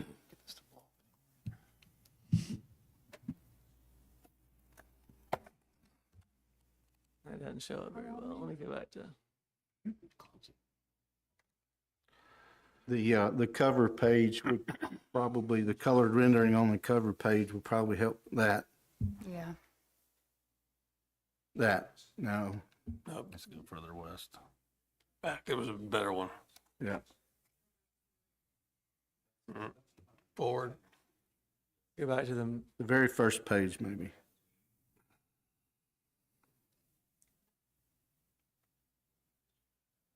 That shows it. Well, no, this is the one I'm, yeah, you're fine.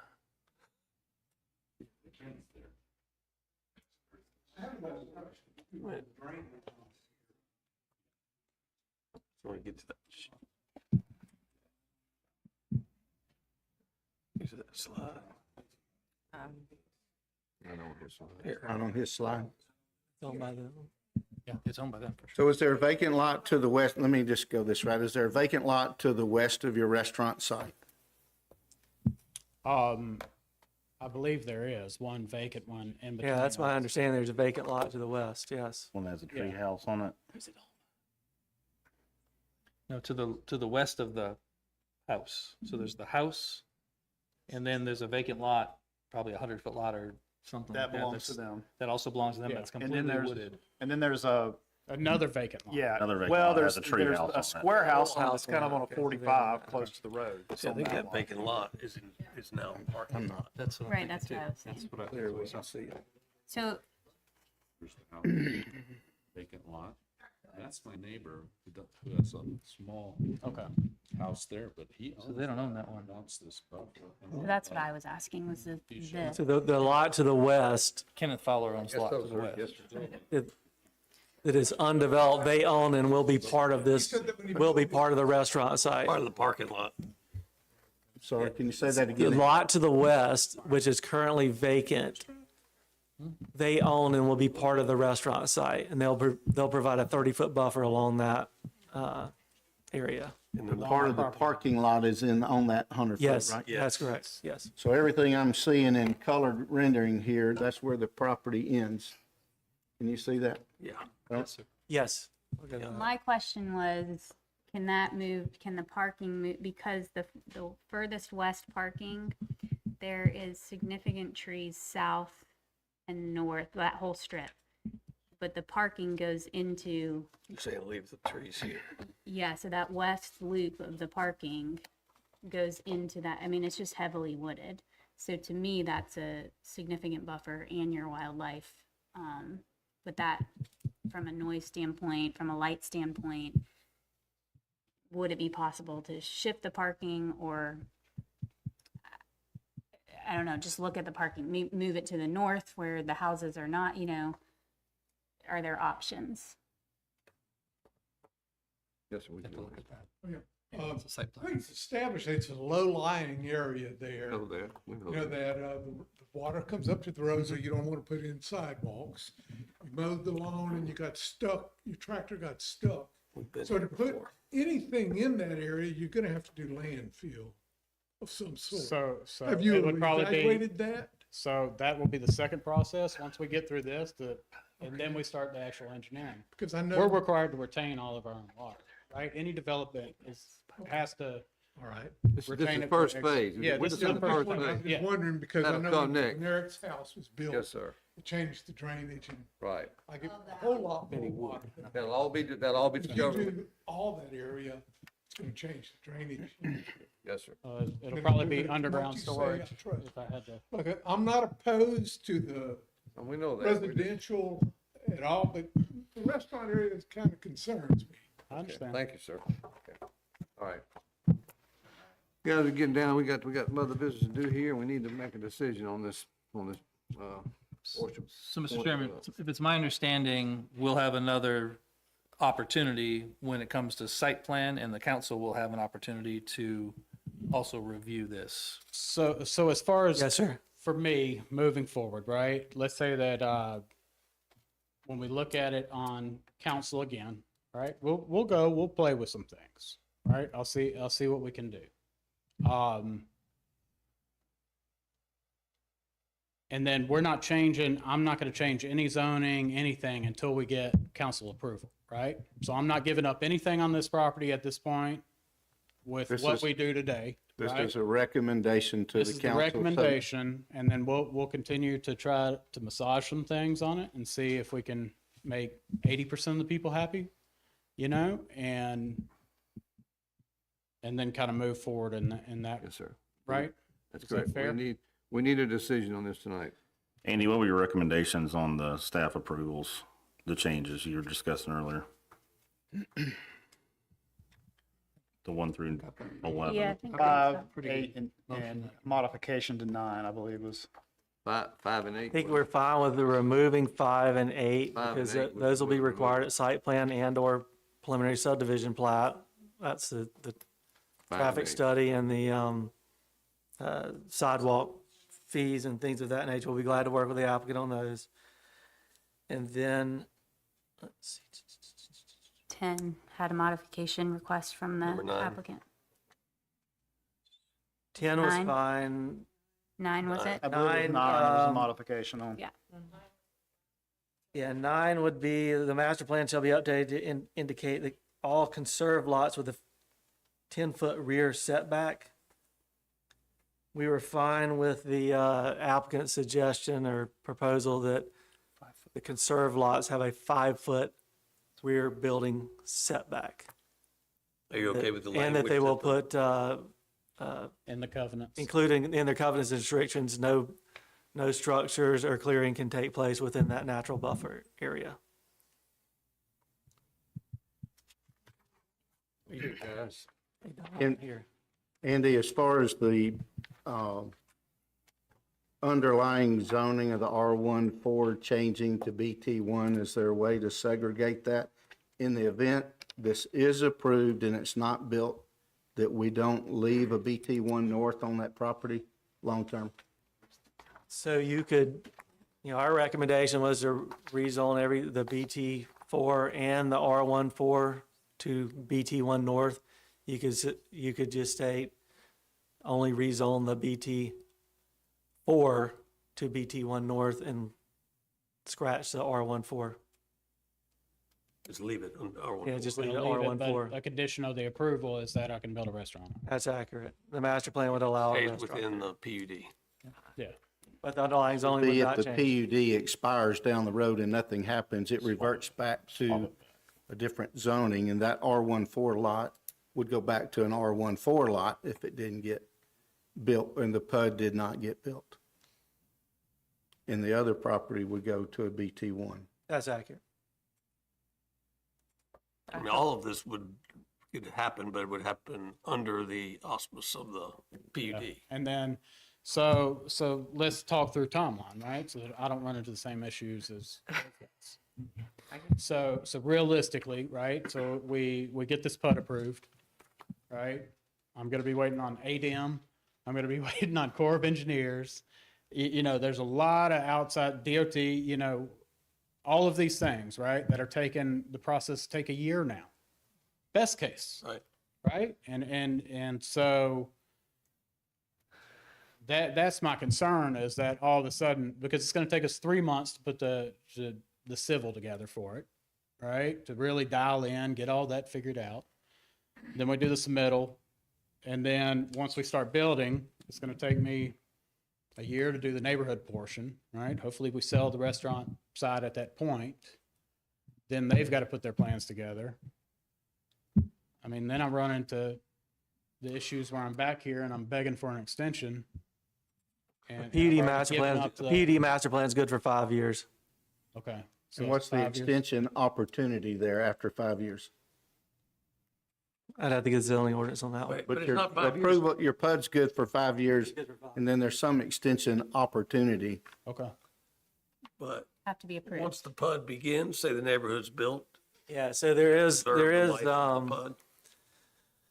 normally if construction begins on a phase of it, then it locks in the PUD for forever, basically. Okay. That's Like Peninsula's a PUD, and they've had. That's accurate. They built different phases at a Right. time, yes. That's been 25 years. Yeah, normally it only expires if no construction has begun within that 5 years. But if you've begun construction on one phase or completed one phase, it doesn't expire. Okay. Okay, guys, the chair would love to hear a motion, something. I think I've got the framework of the motion. I'll make the motion that we accept the staff recommendation for the plan unit development overlay. There are 11 recommendations within the conditions within the recommendations. The first modification to the recommendations would be to change the underlying zoning from BT4 to BT1 North. That leaves out the individual parcel to remain the current zoning.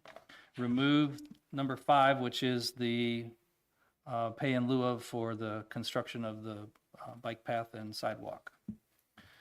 Remove number 8, which is the left turn lanes required on Waterway West Boulevard and Oyster Bay Road. Change the language in number 9 to the applicant's suggested language, which will place a 5-foot rear setback on the wetland buffer, and the areas not be cleared and no structures be allowed within the wetland buffer areas as their revision to condition number 9. And the rest of the conditions will remain in the motion. Do you need to read the motions? Well done.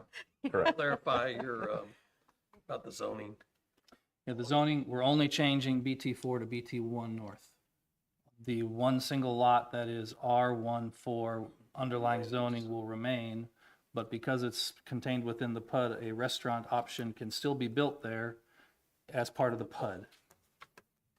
All right, we have a motion, Second. motion and a second.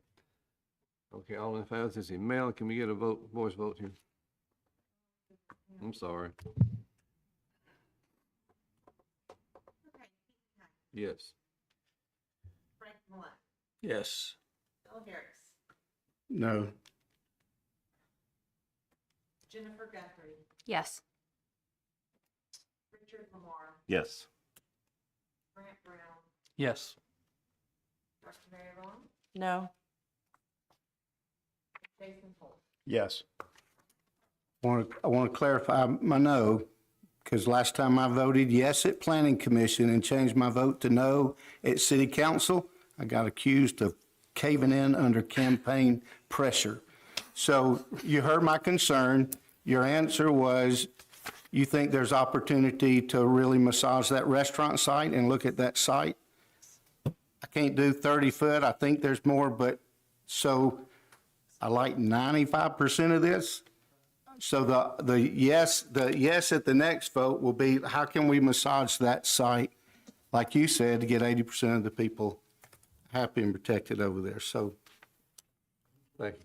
Thank you very much. I want to compliment you on the quality of the project. Yes. I really feel like that is an amazing opportunity for the North Shore of the Intercoastal. I love the density. I love the architectural. I like the opportunity to have a restaurant there on the water with boat dock parking. As a resident, I think it's a nice project. I really do. All right. Ask him. Okay. Okay, our next order of business is Professional Court Office Building, 00041. Andy? Yes, sir, this is I'll let the people leave real quick.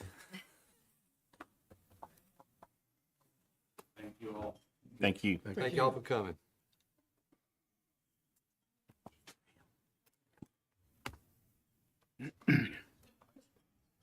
Application ZA 2541, it's a site plan request to build a 3,120 square foot building at 232 West 19th Avenue. The current zoning of the property is general business.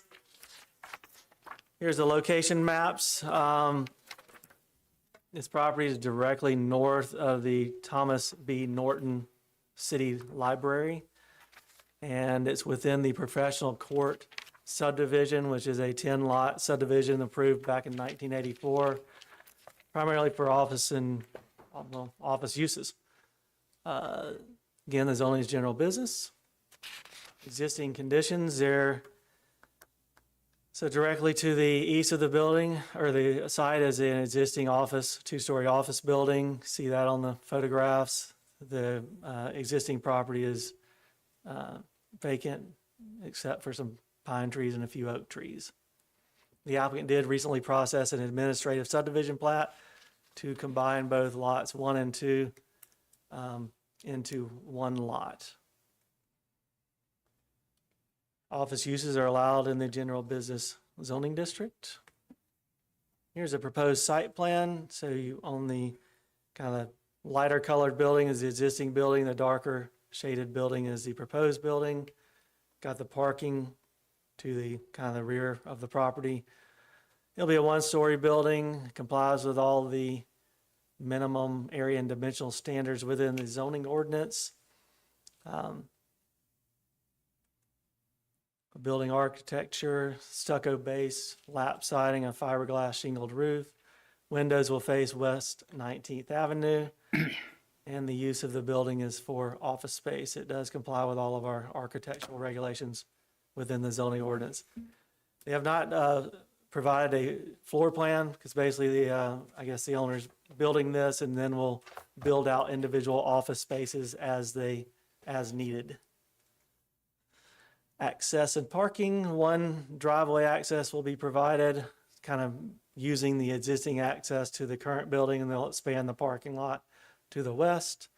It's worth noting that this professional court plat has some parking lot easements and common driveway easements that are shared between the lots. They are utilizing those easements with this proposed site plan.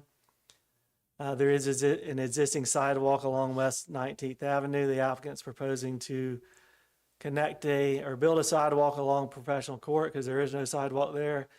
Connect that to the existing sidewalk as well as to the existing, I think there is, well, to the existing building and proposed building. They also are proposing to construct 3 parking spaces within the Professional Court right-of-way. Because those are within a public right-of-way, they will have to be approved by the city council. Portion of those, I think a small portion of the proposed parking as well as the sidewalk does not fit within the right-of-way of Professional Court, so we recommend that they dedicate approximately 8 feet to the Professional Court right-of-way to accommodate those new improvements.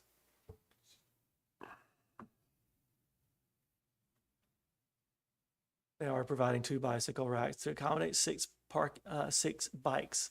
Landscape plan, they will bring the existing site as well as the new site up to code in terms of landscaping. It complies with the street frontage landscaping requirements, perimeter landscape standards, and the minimum size tree and shrub regulations within the zoning ordinance. There is no required perimeter landscaping along the north because that is part of the shared parking easement and it technically goes across the property line onto lot 3. They did not comply with the landscape standards along the frontage along West 19th Avenue. Basically, they need to plant some more shrubs, and there's a requirement that you have 3 varieties of shrubs. I think they only proposed 1 variety.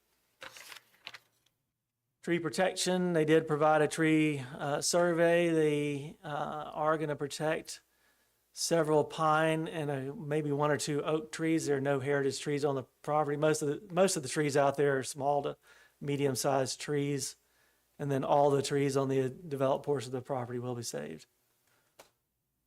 Drainage and grading plans have been reviewed and approved by the engineering department. There's a small detention pond that's proposed in the front of the new building. I think that's a dry detention pond because they will be allowed, or will be able to provide some landscaping along the edges of the pond. It's been designed to the 100-year storm event, and it will discharge into the right-of-way. Site lighting, they did propose a lighting plan. 3 new 20-foot tall pole-mounted lights are proposed in the parking lot with some building-mounted fixtures on the building. All fixtures will be full cutoff as required by the zoning ordinance. And then trash collection, they are going to utilize roll-out trash containers. They've submitted a letter from Republic Service indicating that they can continue to serve the site. And then the fire marshal and engineering department have reviewed and approved the site plan. We recommend approval with 8 conditions. The applicant shall obtain approval from the city council for the parking in the right-of-way. Prior to the issuance of a building permit, the revised landscape plan shall be provided addressing those comments that I previously went over. The applicant did propose gravel parking. Staff is not supportive of the gravel parking lot, so we recommend revising the plans prior to the issuance of a building permit. The reason we are not supportive of gravel parking in this area is I went back and looked at professional court. It was originally approved as a PUD with kind of consistent design standards throughout the PUD. 7 of those 10 lots have been developed. All of those have been developed with asphalt parking. So that's the reason that staff is not supportive of pervious parking in this instance, is to carry on kind of the design pattern that has traditionally occurred in this subdivision. Prior to the issuance of a building permit, they'll need to provide wheel stops in the parking lot next to the sidewalk of the existing building. They'll have to dedicate the approximately 8 feet of property as public right-of-way. Number 7, a demolition plan shall be provided on the civil plans for the repair work to be performed on the existing parking lot. And then 8, the detention pond outlet pipe needs to be 12 inches in diameter, and the plan shall state to be maintained by the property owner in perpetuity. And that comment shall also be addressed prior to issuance of a building permit. And I'll be happy to answer any questions.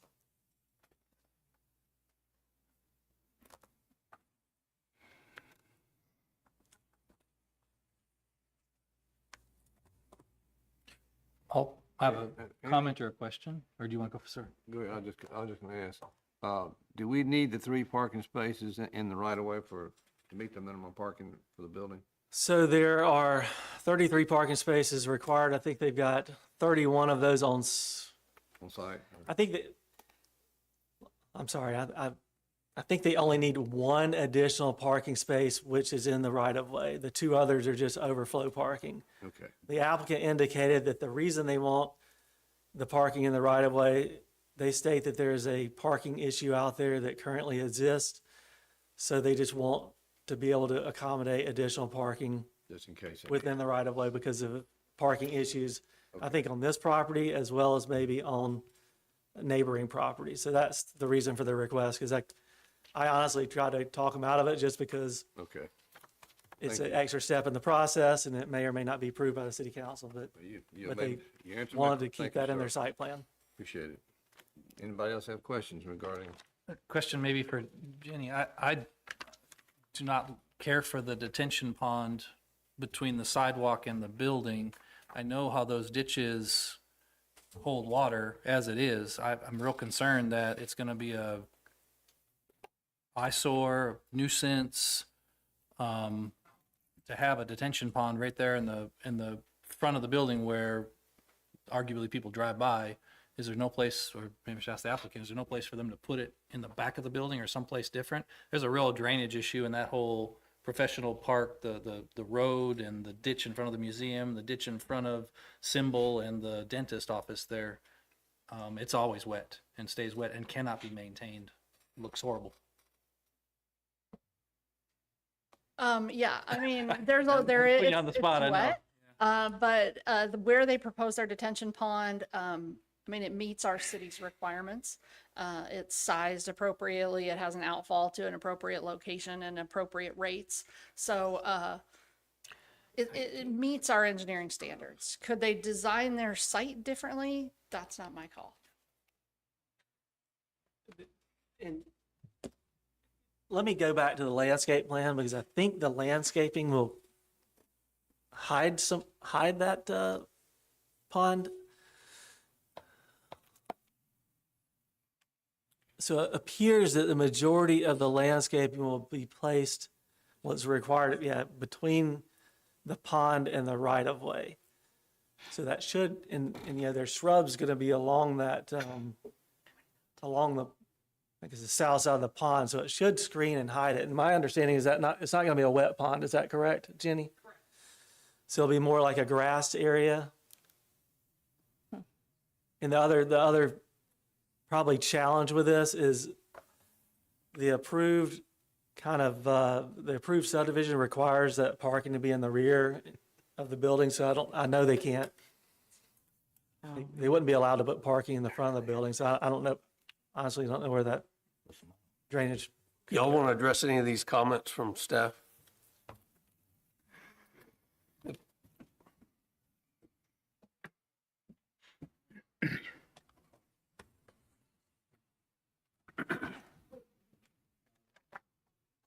So I'm Mark Pavey. I'm architect on the project, 136 Cove Avenue.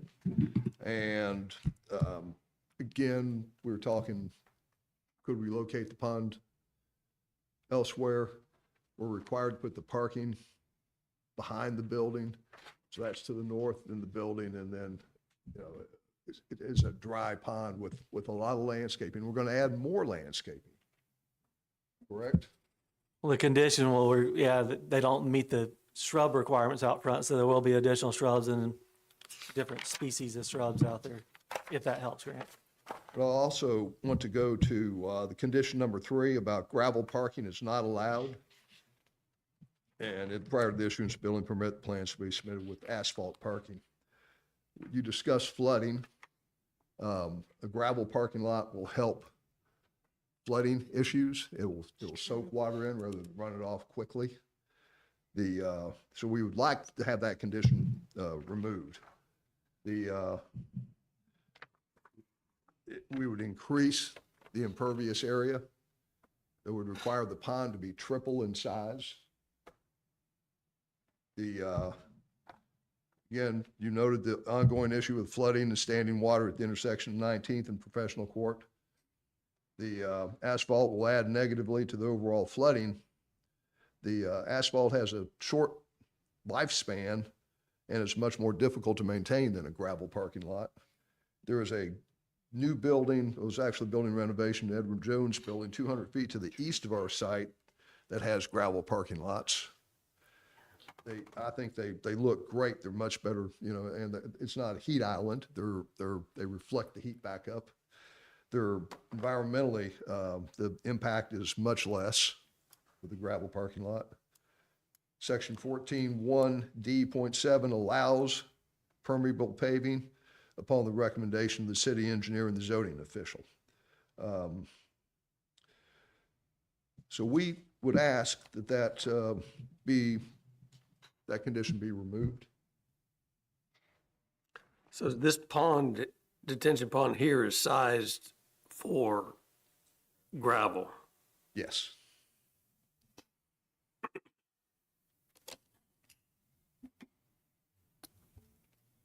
I just comment, I had the same thoughts on the gravel. If it's an aesthetic thing, the recommendation, because it's based on complying with the other buildings, the building next door with the Edward Jones building, and all the reasons that Mark just stated, to me, just makes sense. I don't think need to really be keeping up the aesthetic of the Professional Court the way that it is if it's going to be an improvement in the other direction, I think, and because it would be cohesive with the building next to it. So the building he's referring to is not part of Professional Court, so. It's on the corner. Right. Again, neighboring. We're just I went back to the approved PUD plans from 1984, and although it didn't, I think it did say paved parking lots, but it wasn't like a condition, but the way this thing's built out, my staff's recommendation is to continue to have the paved parking lots. I will say, if you choose to go with a gravel parking, I would recommend that it complies with the standards within our zoning ordinance. Basically, the standards in the zoning ordinance, you can't just come out and put gravel on the ground because that'll get compacted and be just as impervious as the asphalt parking lot. It's got to have a certain underlayment so that it drains down. If you do choose to go with a gravel parking lot, I would recommend that it has to meet the regulations within the zoning ordinance for a pervious parking lot. The, And an asphalt apron in the right of way. We require that on every lot. and that we would, of course, do. And I think in there, in those regulations, it says that the drive aisles have to be paved also, so,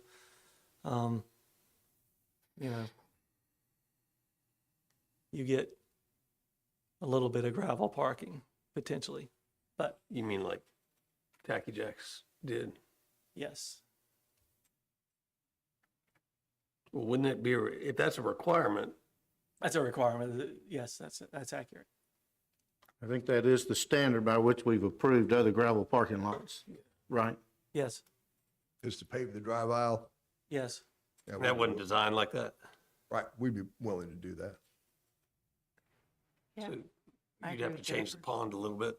Yeah, the pond would grow about 30% then, or 40% if we did that. I would prefer not to. We'd prefer to keep it all gravel just because it's easier to build, easier to maintain. You have, it will bear the weight of a fire truck. In my personal opinion, they perform better than gravel or concrete. I mean, asphalt or concrete in Gulf Shores. So our regulations require, I think, the drive aisle to be paved. So I guess to deviate that, you need a variance. And the other thing That's is, the only way we can approve Yeah. the gravel is currently how it's in the ordinance, so. Yeah, we're just looking to Edward Jones. It was all gravel. I don't know. Right. And I've seen. the instance, or that one, it's always been a gravel parking lot. They came in and basically refreshed the gravel parking lot and cleaned it up, and Made it look that's better. what happened. That's- Yeah. It's old. I'd like to know that they went through site plan review for the improvements they made I think there. they did. So that's the reason there are obviously gravel parking lots in other parts of the city, but I believe that's the specifics on that Edward Jones gravel parking lot. Well, could we modify number 3 to say all parking drive aisles, including ingress and egress aprons, shall be paved with asphalt? I just asked that if you allow gravel, that it be in accordance with the zoning ordinance regulations, and that would take care of what would you're do talking that. about. Do it. I might point out, most of the parking in professional quarters behind the building, so you can't really see it, so it's not going to be, I don't believe, a detriment to the 1984 plans.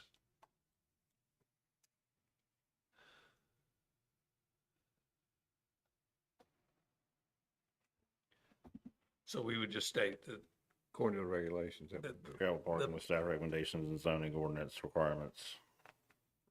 Sounds like you got it. No gravel. Which would include the things you were talking about. Yes, sir.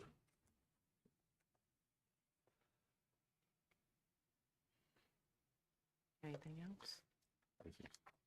This is not a public hearing, so. Unless y'all got questions, we can proceed. you didn't have any other changes, 1 through 8? That's it. Yeah, I think let's go. Just number 3. No alligators, no. No eagles. What about think it eagles? looks What good. about eagles? No eagles Gators, that I know of. gators. Bobcats. Looks good, Mark. Okay. Chair will entertain a motion. I'll make a motion to approve the professional court office site plan in accordance with staff recommendations, changing item number 3, that the gravel parking lot would have to conform to subdivision regulations, Zoning ordinance. zoning ordinance, I mean, Zoning ordinance. zoning regulations. A second. Okay, we got a motion and a second. All in favor, say aye. Aye. All opposed? Motion carried. Good luck, sir. Thank you. Thank y'all very much for your consideration. Sir, you're welcome. Sorry our meeting was so long tonight. It was interesting. Yeah, that it is. Go with that. Okay, is any other business before you guys got for us, other than communication from staff and planning commission? October meeting date change. Yes, sir. I just wanted to very quickly remind, I know we sent an email, but this is for you and the public, but the October meeting date will move to the October 21st. Is that on a Wednesday or? That's Monday? that's a Tuesday. That's just 1 week prior. Some of us will be out of town, so that's really thank you for accommodating that. So October 21st at 4 p.m. here in the council chambers. Okay. And then the second item is just a reminder of the Certified Alabama Planning and Zoning Official Training. That'll be October 1st and 2nd. I think almost everybody signed up for that. Some full new training, some refreshers. So that's good. I don't know. Do we know or many more people coming from out of town? Okay.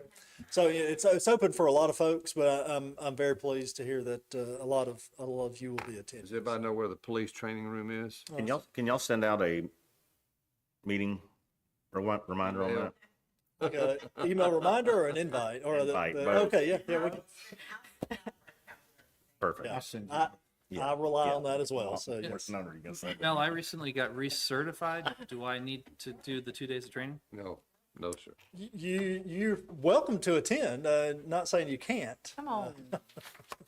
So I know some staff members. I think fire department sending a few, or a couple. So I think it will be a good training. That's all I had. Thank you. I've got one thing to say before we adjourn. I just want to thank Jennifer for serving on the planning commission as long as she has, and her last meeting will be the 21st. So we wish you well on your new position at the council, and we'll be aggravating you, I'm sure, once you get there. Well, it's good to be here for Bryce Creek. Yeah. Bryce Creek, you're going out. Going out with a bang. And I want to thank you for all your work on the parking.